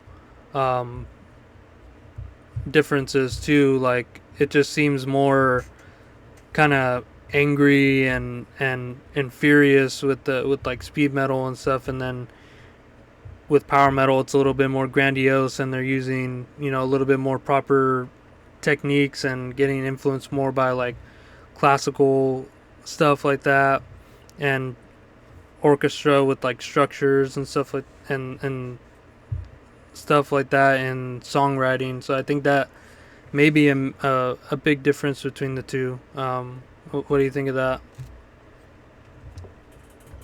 Yeah, I definitely agree with that. It is it is much more gritty, and it's so much more immediate, and fucking like there's almost like no rules to stuff like this. Like I'm looking at who re-released this in '98, which is No Remorse Records, and a lot of this stuff kind of it kind of like bridges that gap a little bit. You got like Glacier here. You have Heathen's Rage on this same label, Heavy Load, Virgin Steel, another band that I don't think anybody gave a fuck about, who also had the name Savage in it, was a band called Savage Steel from Canada. They had an album in 1987. It was called Begins with a Nightmare. Their genre, it says heavy power thrash, and I would say that kind of that sort of fits for Savage Grace, and it also fits for like Holy Terror, who I was talking about, and Realm, and Hellstar and shit like that, where it's got a very American feel to it. The American stuff is much more gritty, and much more willing to be kind of sloppy, Yeah. and just heavy in a certain aspect. Yeah, where's Heathen's Range from? Good question. I'm not sure. Let's see. Heathen's Rage. They're from New Jersey. Hmm. See, these are two American metal bands. Yeah, where do these guys stand? Do people really talk about Savage Grace, Master of Disguise? I mean, it kind of seems like a classic to me at this point. I've been listening to it since I was in high school. Yeah, I think probably more, if anything, I hear more talk about Savage Grace than Heathen's Rage, especially the EP that we're covering today. I'd see a lot more of Savage Grace then instead of Heathen's Rage, and especially like the Terminus Discord, people kind of bring Savage Grace up and like showing their record of it and stuff. But I think you're the only person that I hear talk about Heathen's Rage. Okay. Interesting. Well, I mean, the way I sort of see it is there's these kind of underground classics that maybe mostly older guys listen to and kind of praise a lot as like, oh man, this is it. But there's I think there's something to this where when you find a certain kind of speed metal band or heavy metal band, say like Heavy Load, for example, something like that, where you hear it and you're like, man, this is really good. I wonder if people know about this. Oh, it's a classic. It's like a lot of people really love this thing. Yeah. Do you know what I mean? Like, even if it's very underground, you can kind of immediately gravitate towards it. Mm-hmm. And this has, like, there is a very distinct thing, I think, from going from heavy metal to like what is speed metal. Exciter's like probably one of the most popular speed metal bands, and the stuff that sounds like that or more epic than that is usually just kind of unanimously praised by guys who are probably into cool shit. Like Vavel from Italy would be like another like underground equivalent to that. Hmm. But you kind of know what I mean. Like there's a very specific type of speed metal shit where you hear it, you're like, okay, everyone's gonna like this. Yeah. And again, I think like in the case of Holy Terror, like I think that's just one of the like truest metal bands, and they kind of toe the line between all those subgenres of heavy metal, and that one I don't hear get the praise that it deserves at all. I think like it's not in anyone's top list. It's kind of there are old guys who talk about that on YouTube. Like it's a thing. Holy Terror is, if you look up Holy Terror whatever album, you'll find a good amount of videos of people talking about it. Okay. Yeah. It seems like that stuff is just not popular these days. It seems like everyone is overly obsessed, and I feel like it bothers me a little bit where it's nothing but black and death metal. You know what I mean? Like, because it's not just that for me. I don't come back to this stuff as often as I probably should, but the speed, power, heavy metal era of the mid '80s is one of my favorite like subgenres. I love this stuff. I've dug deeply into that stuff, and it seems like that is kind of reserved for just older collector guys. It's not really for the younger crowd. I don't think young people give a fuck about Savage Grace or Holy Terror or Heathen's Rage, or who would be like another example, or Realm. or anything like that. Hmm. I don't think people give a fuck about that stuff as much as they probably should, just because it's really good. It may not be as extreme, but it's fucking good. And that's how I kind of place this as just kind of straight good shit. Yeah. Well, do you have any sample ideas for or any songs for Savage Grace we can get Yeah, into? we're gonna go right in the middle of the album to two songs right next to each other. First, we're gonna go to "Sins of the Damned." All That's where right. we're gonna start. My favorite song. We'll be right back.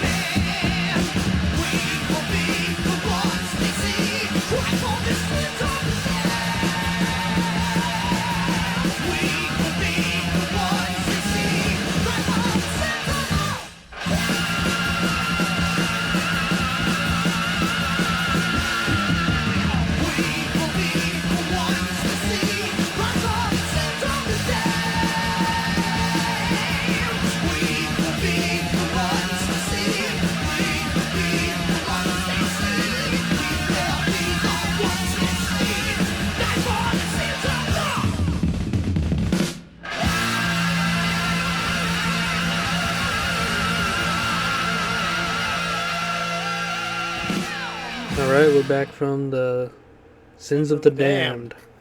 Cry for the sins of the damned. That song basically has one riff. Yeah. The rest is kind of just following what the vocalist is doing, and then like a little solo section. Yeah, I was gonna say what I really liked about that was the way they slowly introduced the kind of single note or chorded section where it did follow the vocalist, because before yeah, like that was really sick, because at first it's both guitars just going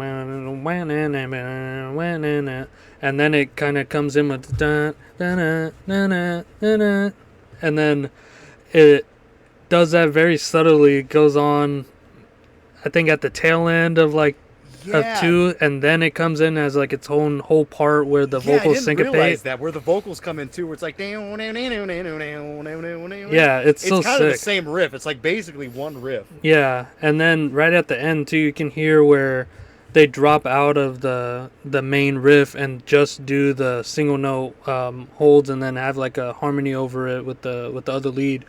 It's really sick way to just use just a couple ideas and write a whole song around it. It's really sick, and they just keep up the speed the whole time, and I really love the sort of unexpected like fast cymbal punches with those single notes that happen dun dun dun dun dun dun dun. And then the drummer is really something here. I noticed that too. Yeah, and then right at the end too, where they hold it and then they jump right back in. They don't end the song, and then they go and they still have that same part coming up, but then it's like a sick fucking drum fill, to show that it's the finale of the song. Yeah. And yeah, it's just really great subtle ideas, because they don't have to introduce whole new sections or anything. It's just small little tweaks on what they already have, and it just makes it a really memorable song, because you only have to remember two fucking parts, really. Yeah, pretty much. I would say if there's one thing that I really like about this, kind of in perspective now, where a lot of thrash that I used to like a lot, and then compared to this comes at it. This is like in a mediary time. It's like, yeah, fucking Seven Churches comes out at this time, but a lot of thrash was still like building up to. That was just an anomaly. Let's just say Seven Churches was an anomaly, and a lot of heavy metal kind of had to build its way into thrash, and a lot of that stuff was really punk coded, where this is kind of absent of that. Yeah, I was gonna say it's like really, like, I guess you can kind of hear like little remnants of like punk, like especially with that main riff, the dun dun dun dun. But it seems to have went way more leaning into like just metal at the time too, just with the sort of technicality of that, because it would just be a couple power chords or something that they would do, but to actually make a lead that follows the vocals is really something. Yeah, it's like if you look at these guys' picture, like their old band photos, they look like Riot or something, where it's like they kind of look like hair metal guys. Yeah. But they're playing like this. I think that just distinguished at the time, like who is metal and who is punk, and that's kind of like the distinction. There really isn't anything else besides like weirdo kind of bands. Mm-hmm. Yeah, I thought that was a really intense song, and it's like once you hear that, it's like that's pretty much the tempo that you're gonna hear throughout the whole record, and they don't really let up at all. There's not even like any slower sections at all, and it just keeps it up that intensity the whole way through. And it doesn't make it boring either, because it's just kind of, you're going for a ride. No, it's an exciting album. It's like classic, but at the same time, it's a little bit janky in the sense that like it's not a fucking like giant hit or something. It would have to be underground. Something like this would have to be like delegated to this. Yeah. like where it is. Yeah, great song. You want to get into the next one? Yeah, let's do the next one, Into the Fire. All right, we'll be right back.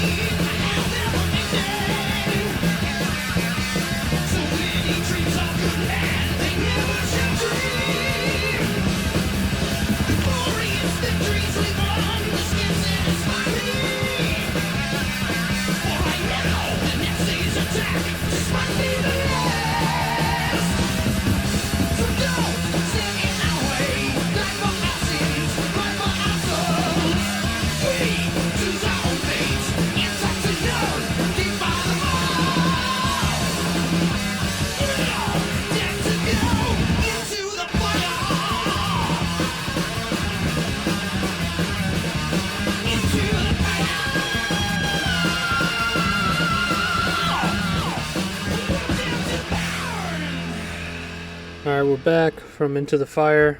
Yeah, that song seems like it had just 3 parts in it. Just a really kind of no heavy kind of melodic figure that they had. Sort of like the similar to the song we just heard previously. And then again with the single note kind of sustain section as well that syncopate with the vocals, and then what they do to kind of bridge the solo into there, they introduce a new riff, and it's unlike anything we've heard so far in the song, and it really makes that part stand out and hits really well during that section. And as a kind of transition into solos and then right back into, you know, the more fury of notes with that lead or that like melodic figure. It's just again great songwriting, not a boring moment. And even though it's a sort of a lot of repetition and kind of going back to A B, it's not boring. So it's great. They keep up the intensity the whole way through, and this is another great song too. Yeah, possibly the best song on the album. I really like Sins of the Damned, but this one, this one hits a little bit differently. I feel like the vocals drive this one a lot. Um, yeah, that solo section too. There's like a riff that is kind of new. It's like, Yeah, but that's kind of reminiscent to what they do on the tail end of the main part. Into the fire, it goes.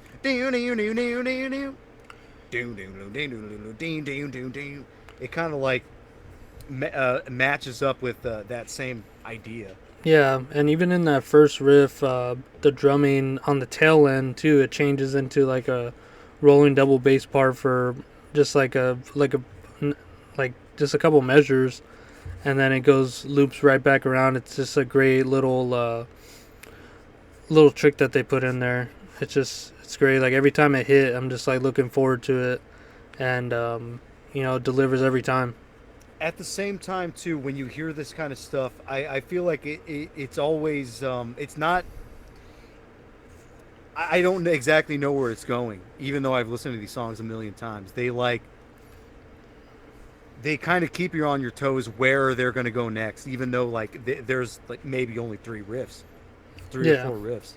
yeah, because it's just constantly holding you in the moment, and I think that this is like very like I was kind of just like really tired, and then listening to this I got like full of just energy, and it kind of just like pumps right through you. Like you could feel the sort of intensity that they're playing with, and I think the production for this is like so perfect. Like the drumming, you can hear how fucking hard he's hitting around the toms, and the cymbal crashes. It's just like really really kind of raw energy there, and it's great.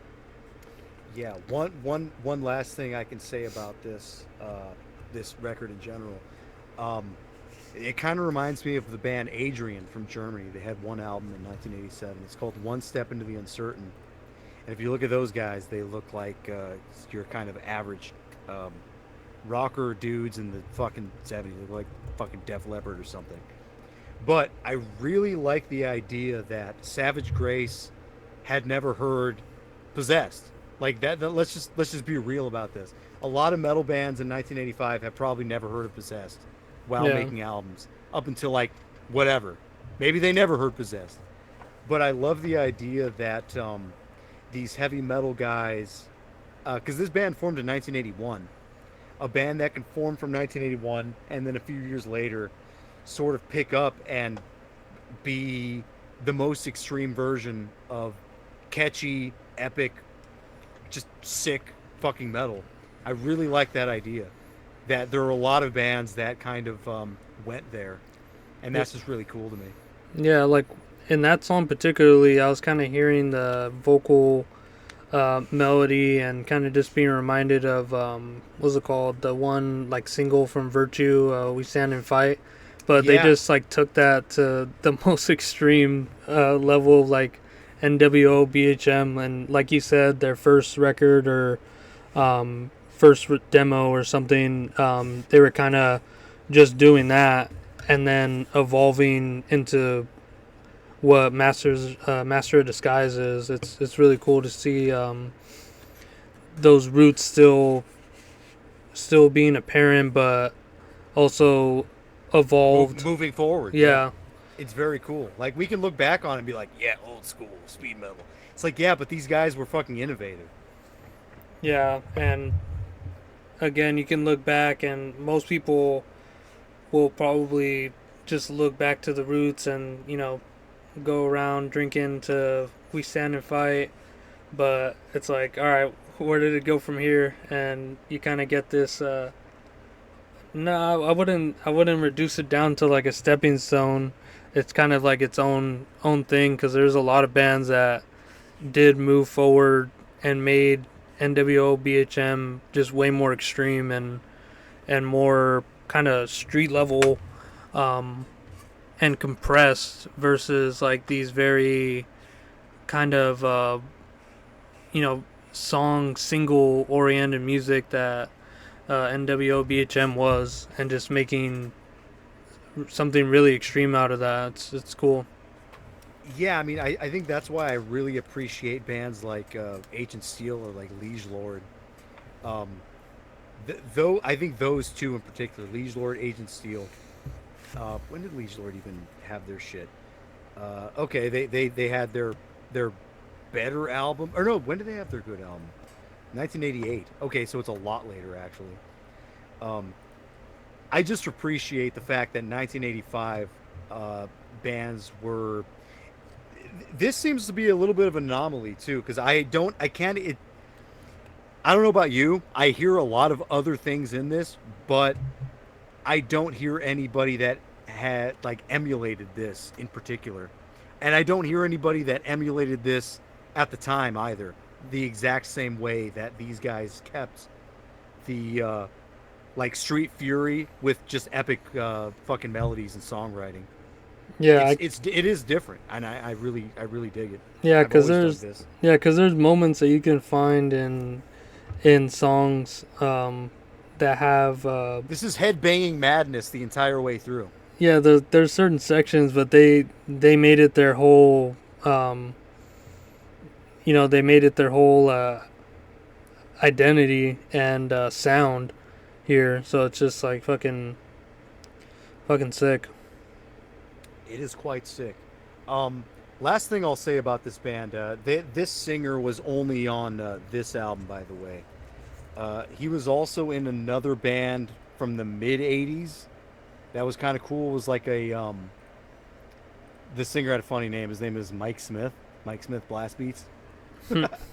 Yeah, he had a band in 1985. They did an EP. They were called Prototype. I listened to that for the first time. It was called One of a Kind.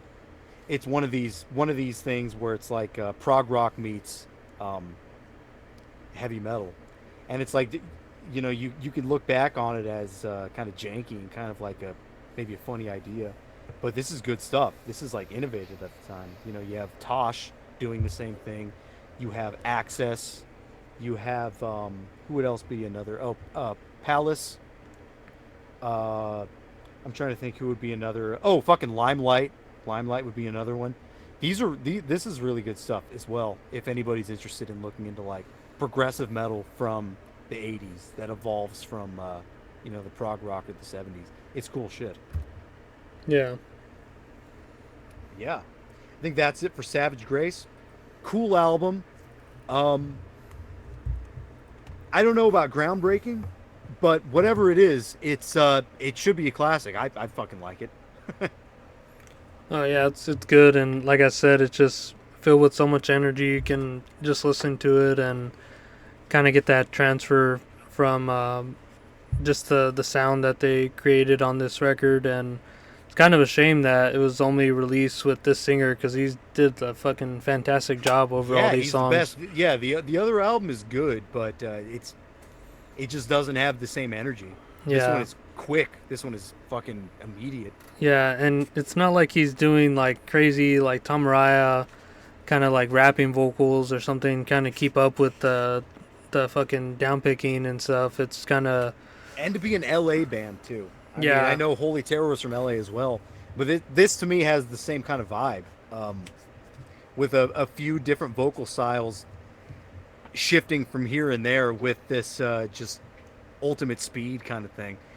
And and really, I feel like the album cover kind of personifies what this is. It's just like, okay, it's like you're gonna get raped or something. yeah, that's good stuff. And I love the name Savage Grace. I love anything with the name Savage in it. Savage Steel, Nasty Savage, Savage, just Savage. Yeah, because good. It is, and then the vocals kind of make it a little bit more elevated and kind of more along the lines of what their name is. It's kind of posing things in like a juxtaposition here, and they do it really well. All right.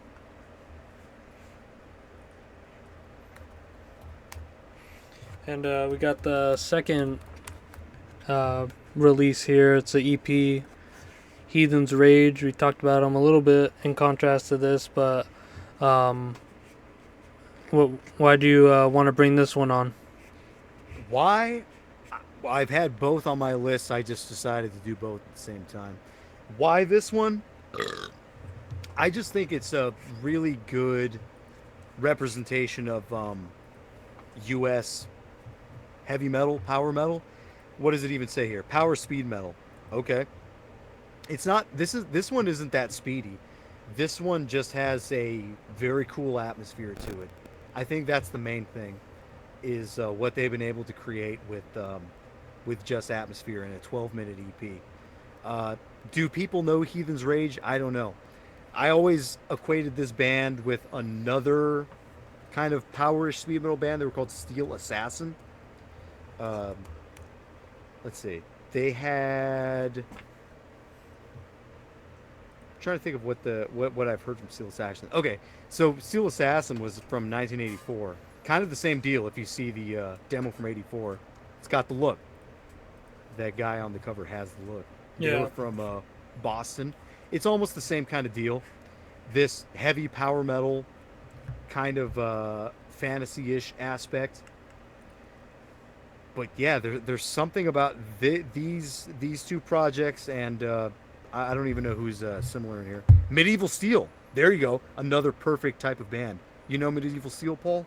No. No. Okay. They're slower. They're not a speed metal band, but they're really good U.S. Power metal.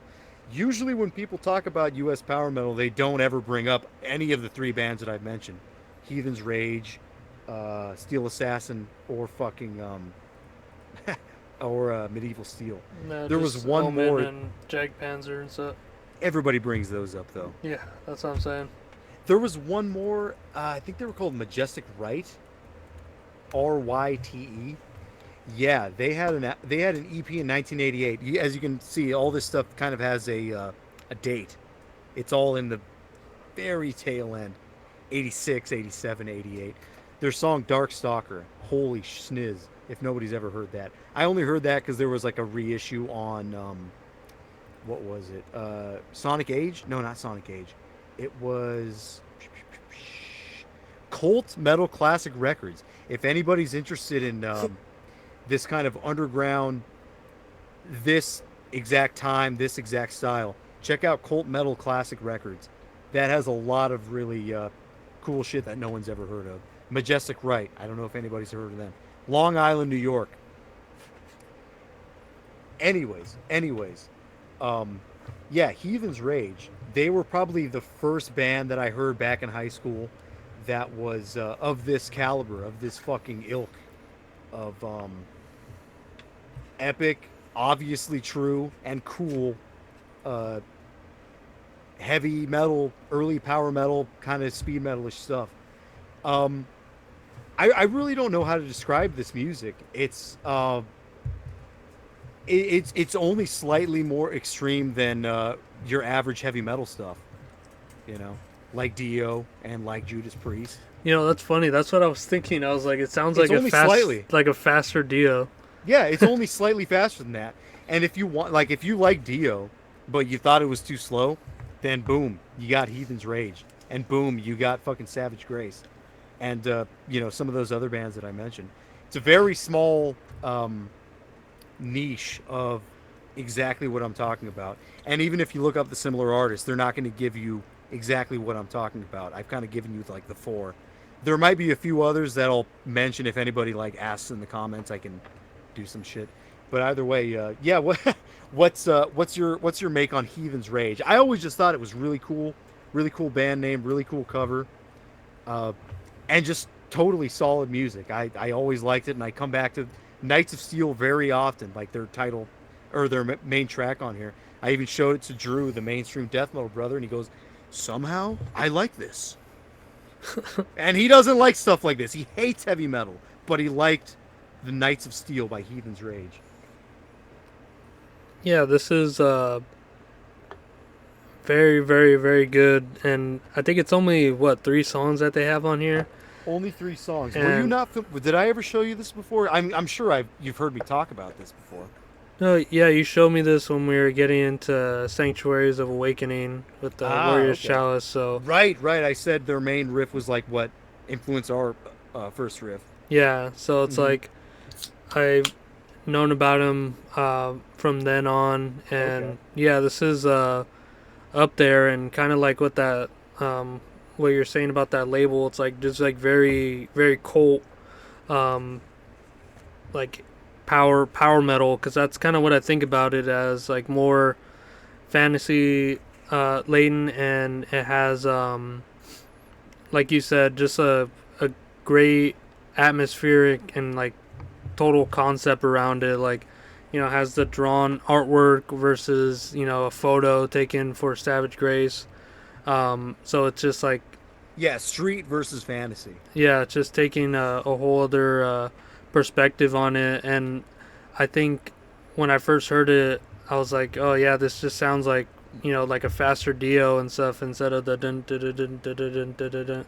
It's more, um, you know, just of the time, just being more and more like pushing the extremity within the genre that they're, grew up with and were contemporary with, just like heavy metal. Hmm. And yeah, it's just really great. Not quite as savage as Savage Grace, but No, it's still, not. It's not savage, but it's just cool fucking cult shit. yeah. And I think it's like they're, I don't want to say like more professional or something, but like with Savage Grace, you can kind of see that it was like just a couple, guys fucking really going for it. But here it seems like they're a little bit more refined in their performances and had a more like solid concept idea for what they're trying to go for, and I think they hit it right on the head. Yeah, if there's two things, because I want to go with the first song, "Knights of Steel," honestly, 'cause that's a great song. Um, I would point out the very first lyric. I hear the sound of thunder within the castle walls. What does that mean? What's in the castle? Fucking wizard casting spells, yo. That's badass. And also, I want to point out, listen for the change to when the song becomes fast because that's genius. And the first riff too, like when the first riff kicks in. These are genius ideas that I think need to be explored a little bit more within uh, power and heavy metal. Maybe they have, maybe they haven't. But if you're in a band and you're like, you know, wanting to write stuff like this, I don't know that this particular niche has been covered. This is something that we aimed for with Warriors Chalice, Sanctuaries of Awakening, and I think we succeeded. That thing was awesome. Like, yeah, it's janky for sure, 100%, but it's fucking awesome. Yeah. Well, let's get into the first track and get a deeper listen into it.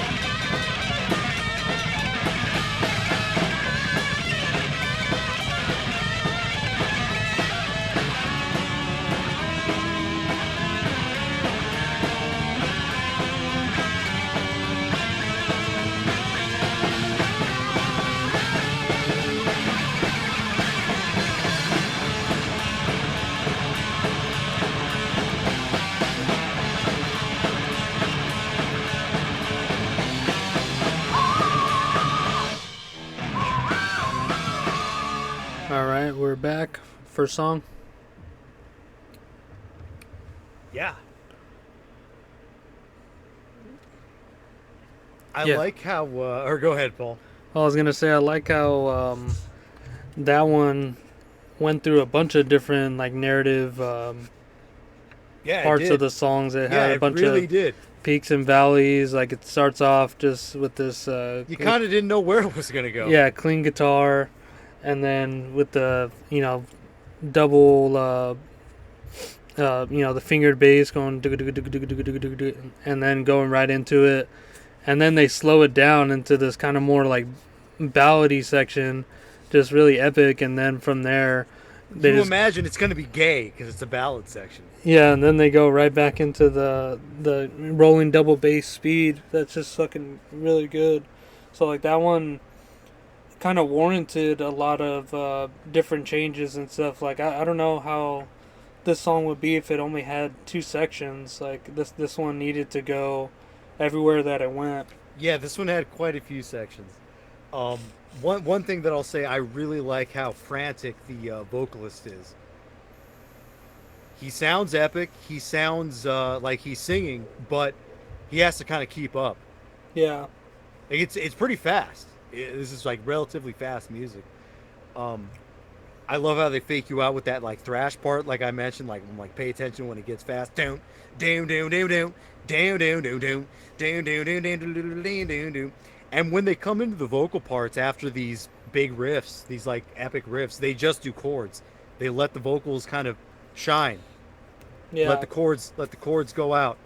And then when it's not really a solo, when these like instrumental sections come in, I think that's where they really, really kind of come into their own, where it's like, okay, these are not really solos. They're kind of just these really fucking cool riffs behind these vocal parts that have their own time to shine, and then back into big riffs.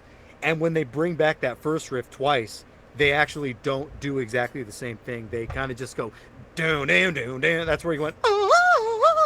Yeah. They kind of bring that back twice instead of the intro riff. They kind of, fill in the space with something a little bit unexpected. Yeah, and I think Yeah, all the places that they went were sort of like unexpected or like subverted your expectations. Because when this starts off, it's like, oh man, is this gonna be like some like Virgin Steel kind of shit? Yeah, is this gonna be fucking Still in Love with You, Virgin Steel? Hell no. Hell no. Fucking Eric the Midget. Hell no. But yeah, what a great song, and it just goes. It's pretty good, right? No, Like no yeah, shit, that one's really good. I've loved that song. I've loved it for my whole life. yeah, and I can hear the the first riff in Sanctuaries of Awakening, or a riff like that in that first riff that they opened up with, where they really got into it. Yeah, I never really knew if Heathen's Rage was acclaimed or like people knew them. I still don't know if people like this band. Uh, Either way, this is a great little EP. Like it's truer than shit. Like what the fuck is more true than this? I'm being serious. I don't know. 1986. I'm being serious, Paul. I'm being serious. Yeah, and I was saying earlier, before we started the show, I was, been on my like 2 week binge of just like pornogrind. I'm like, oh, Dan got me, like I barely listened Got me to fucked up. yeah, Dan got me listening to some true metal. I was like, I want to listen to some of that fake shit. Yeah. Not false, just, a little bit more synthetic. Yeah, I get And you. I get you. no, but, listen to these, um, again, it just kind of invigorated the trueness of metal that only this sort of genre can really achieve. Like it's kind of hard to call like death metal like like true metal like this or something. No, it's not. It's. I mean, it is, but it's not. Yeah, it's like this. This is just like the essence of it here, and I think that's a great point. yeah, because it like branches off into different things, but like this is like just as true as it gets from the foundation and their um, evolution of it, making it faster and speedier. It's just like they didn't lose any of that trueness to it. It's just Yeah, and it's an and think about exemplified. think about the year too. 1985 Savage Race, 1986 Heathen's Rage.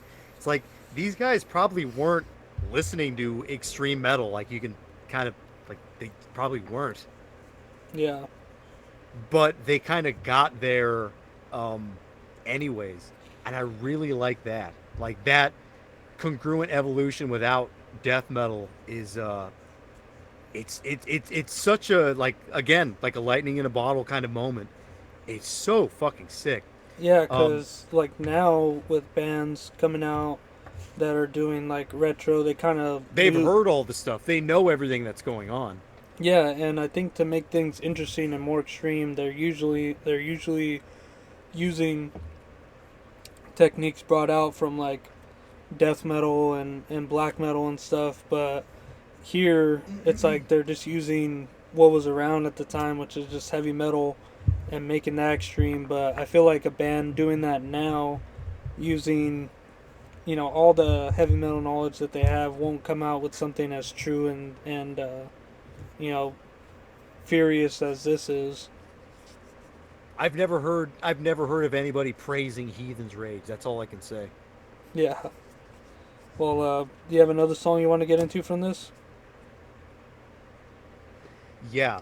Uh, One thing I mentioned these two bands earlier, but I was saying like, oh, what other bands sound like this, or what other bands kind of have this congruent like more extreme evolution without the other influences.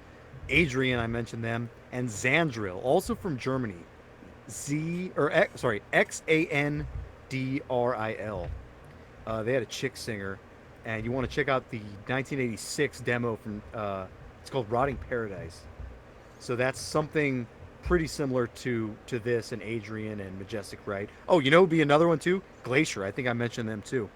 Uh, it's a very very kind of niche thing where it's like this because I feel like with speed metal, it's kind of limited. I mean, do people really like? Are there a million speed metal bands? I feel like there kind of aren't. If that makes sense.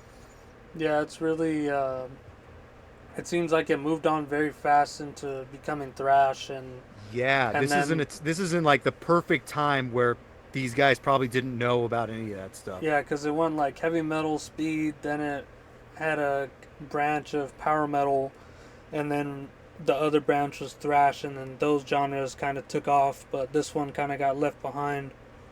Um, Whereas like the foundation of like heavy metal still was going on the whole time, but Yeah, while trying to still move it forward, even though this may sound primitive nowadays, at the time, this would probably be like kick ass, and yeah, I think it still is kick ass.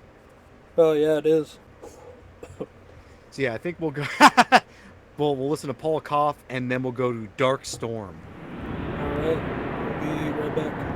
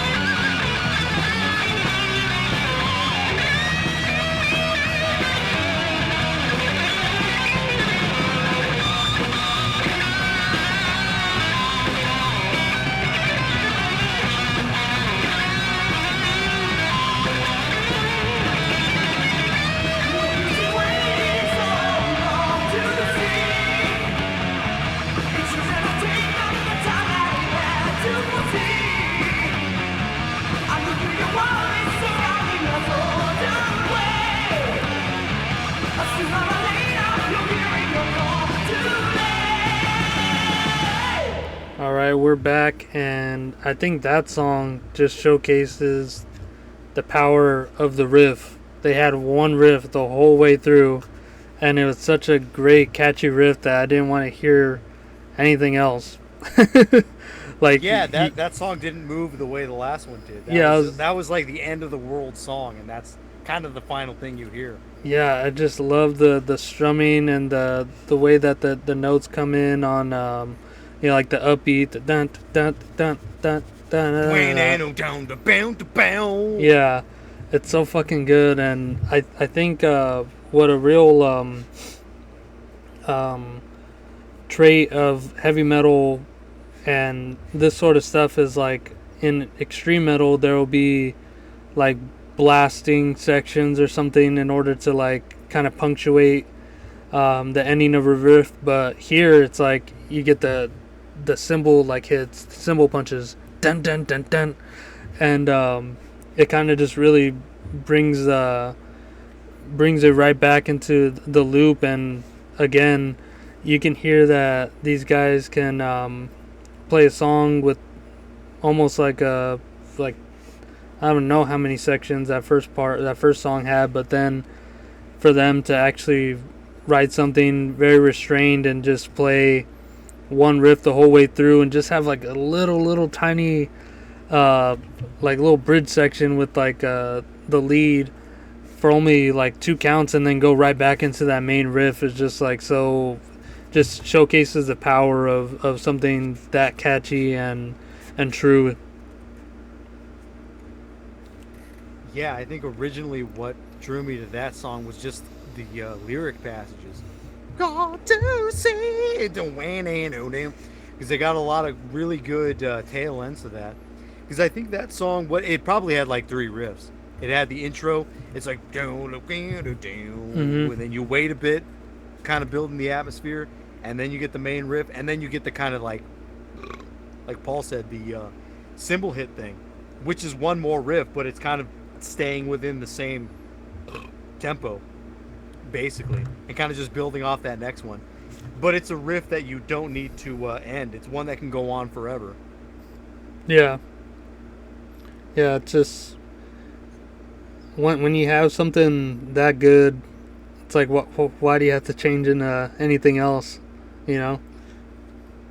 Well, I mean, like you would imagine something like Iron Maiden, where they would go into a bunch of different things, and I think I imagine like that's a huge part of maybe not just Heathen's Rage, but just power metal in general. Because I mean, we know where that kind of stuff goes later, but to hear the evolution from here to there, I think is just a really interesting thing that's sort of lost.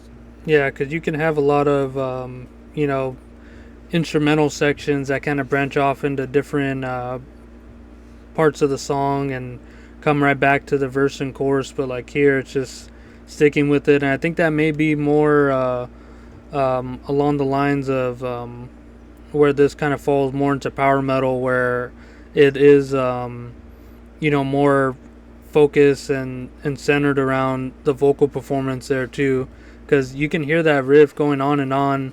It's an awesome backing and awesome riff just by itself, where the vocals can shine, instead of just like where power metal evolved into, especially like the European stuff, where it's just um, like palm muted or just chugging riffs or something. It's like they just have like this fucking sick riff going on the whole time, and it's something they hammer in during the more instrumental section of it, that you can hear it as a backing riff because they play it so often and repeat it so much that it's like it doesn't really you don't really take a second look at like, oh, why are these guys playing something really busy over like a vocal section. It just works with the way that they arrange the song. Sure, and I'll also say this too.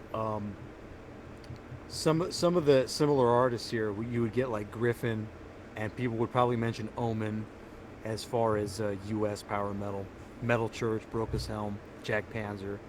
Uh, for whatever reason, those bands, for the most part, have not like they're good, but I would prefer to listen to Heathen's Rage.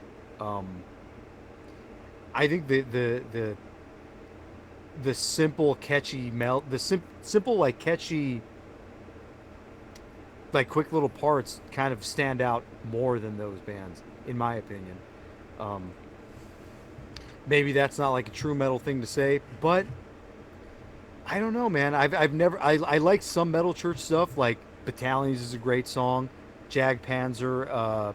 What's that one song from Jag Panzer that's really good? Uh, oh, Harder Than Steel. Yeah, you get that stuff, but that stuff is a little bit too. It's good, but it doesn't hit as much as Heathen's Rage does. I feel. Yeah, and I think it may be coming down to like just the vocal arrangements on here, and with Savage Grace, like they implement that like just heavy metal kind of sing alongy, um, you know, uh, memorableness to it. Where as like other ones, it's kind of like you get it during mainly just chorus sections, where like here it's like the whole way through it's like a very crucial part of the band's sound. Yeah, but also, I mean, at the same time, I see it as some of these other power metal bands were either striving for greatness or striving for like mainstream ability. Where I feel like these bands kind of just went for it as like guys in a garage, just like some fucking guys. Yeah. And there's something about the like, oh, we're not gonna do shit, so let's just make what we want. Yeah. There's something about that stands out much more to me, especially as a power metal band, because usually when you think power metal, you think like big theaters, you think fucking a big arena. I'm gonna open for Judas Priest. I'm gonna do this. It's like, yeah, but what about the bands who never did shit? Some of them were fucking sick. Yeah, and they're just doing it for their own sake, and they were doing it for sick's sake. Yeah. Yeah, that's a good point, because there's a lot of them, and it seems like it's kind of hard, especially looking back at bands coming out. It's like it seems like every single one of them was like fucking good at just making this music. It may just be like this music being very good, but then you hear or the style music just being very good, but then you hear like bands trying to recreate that sound and it just doesn't hit as much. And in the 80s, all the bands were good. Yeah. Nowadays, bands trying to rehash that, you go, I don't give a fuck about this. Yeah. I think there has to be something to that. There has to be something to, you hear a band from the 80s, maybe you didn't know they're from the 80s, but you hear it and you go, man, this is good. And then you hear some like retro band and you go, really? This is bullshit. Yeah. You kind of know. You just kind of know. But yeah, two great releases. I'm glad you brought them up, because I know you've talked to me about them before and stuff. And now it's time for Fred's takes. Go ahead, Fred. I really think that these albums are out of my wheelhouse, but if I saw them, I'd pick them up. If I saw it, I'd pick it up. Yeah, Fred was supposed to supply us with some voice memos, but maybe we can put that in after the fact, but we won't get the live reaction. But yeah. Yeah, Fred never sent us his voice memos. Busy man, sick man. Sick man dealing with sick people in the Fred household. But Happy fucking Diwali, dude. Happy macabre Sinister Slaughter anniversary day. Oh, nice. Oh, cool. You got any final words? Yeah. What was that song from Macabre? Slaughter the Boozer. All right, we got Fred back, and he's gonna Hi. give us some thoughts about the albums, Savage Grace and Heathen's Rage. Yeah. Well, Savage Grace. So this is one I've been aware of it. I never really actually gave it a listen. Not gonna lie, the cover did not make me run to it. Although it is pretty funny now that I look at it. Yeah. What a disguise. But yeah, this it's a good time the entire way through. Favorite track was probably "Fear My Way." The vocal acrobatics in that one were awesome. They kind of reminded me of Solid Extroyus or Realm, Endless War. Quite a bit of Exciter in there as well. So it was an enjoyable album front to back for me. But I gotta say, Heathen's Rage took it for me. I have not heard the EP Savage before. Grace is too street for Fred. Yeah, it's too street. No, but I do enjoy that fantasy, barbarian, occult kind of aspect that Heathen's Grace really embraced, and Fred I mean, combined the two names just now. He said Heathen's Grace. yeah, I did. Wow. Savage Rage. Savage Rage. Yeah, there you go. Hey, that works. But yeah, it was a lot more. It took me to more places than Savage Grace did. So, I mean, everything about that does it for me. The artwork, the vocals, just like the style of the music. It felt very. It felt very black metal before black metal existed. Kind of look at it. It gave me the same feel as like Angel Witch. If that makes any sense. No, I wouldn't necessarily say they sound particularly similar, but no, you get the same vibe. yeah, exactly. It's like this heavy metal, occult, fantasy approach that that really like sold it for me. Like they didn't half-ass it. No, the artwork is so badass too. Did you guys have a particular favorite between the two, or are you? We How were would they go for you kind of guys? like we were kind of comparing, not really comparing, but the idea that we came up with at the end was sort of the idea of like heavy metal that doesn't really know about something like Necrovore or Possessed during that time, trying to move it forward. So that's like the other side of the extreme coin.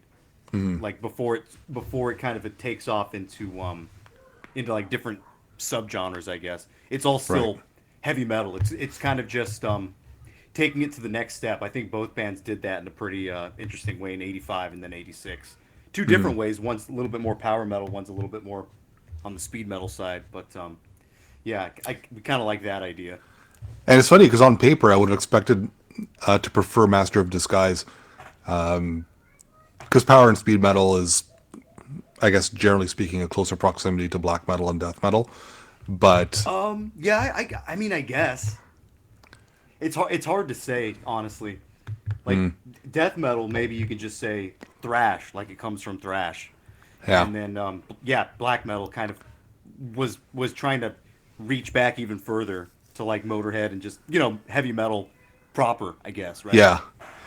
But Yeah, makes sense Heathen's there. Rage felt a lot more like new wave of British heavy metal influence than Savage Grace was. Interesting. And but I learned that there's a whole band that just worships Savage Grace called Masters of Disguise, and all their never heard album of that. covers. Yeah, well, all their album covers, it's just that police guy doing different things. That's funny. Is it the same guys?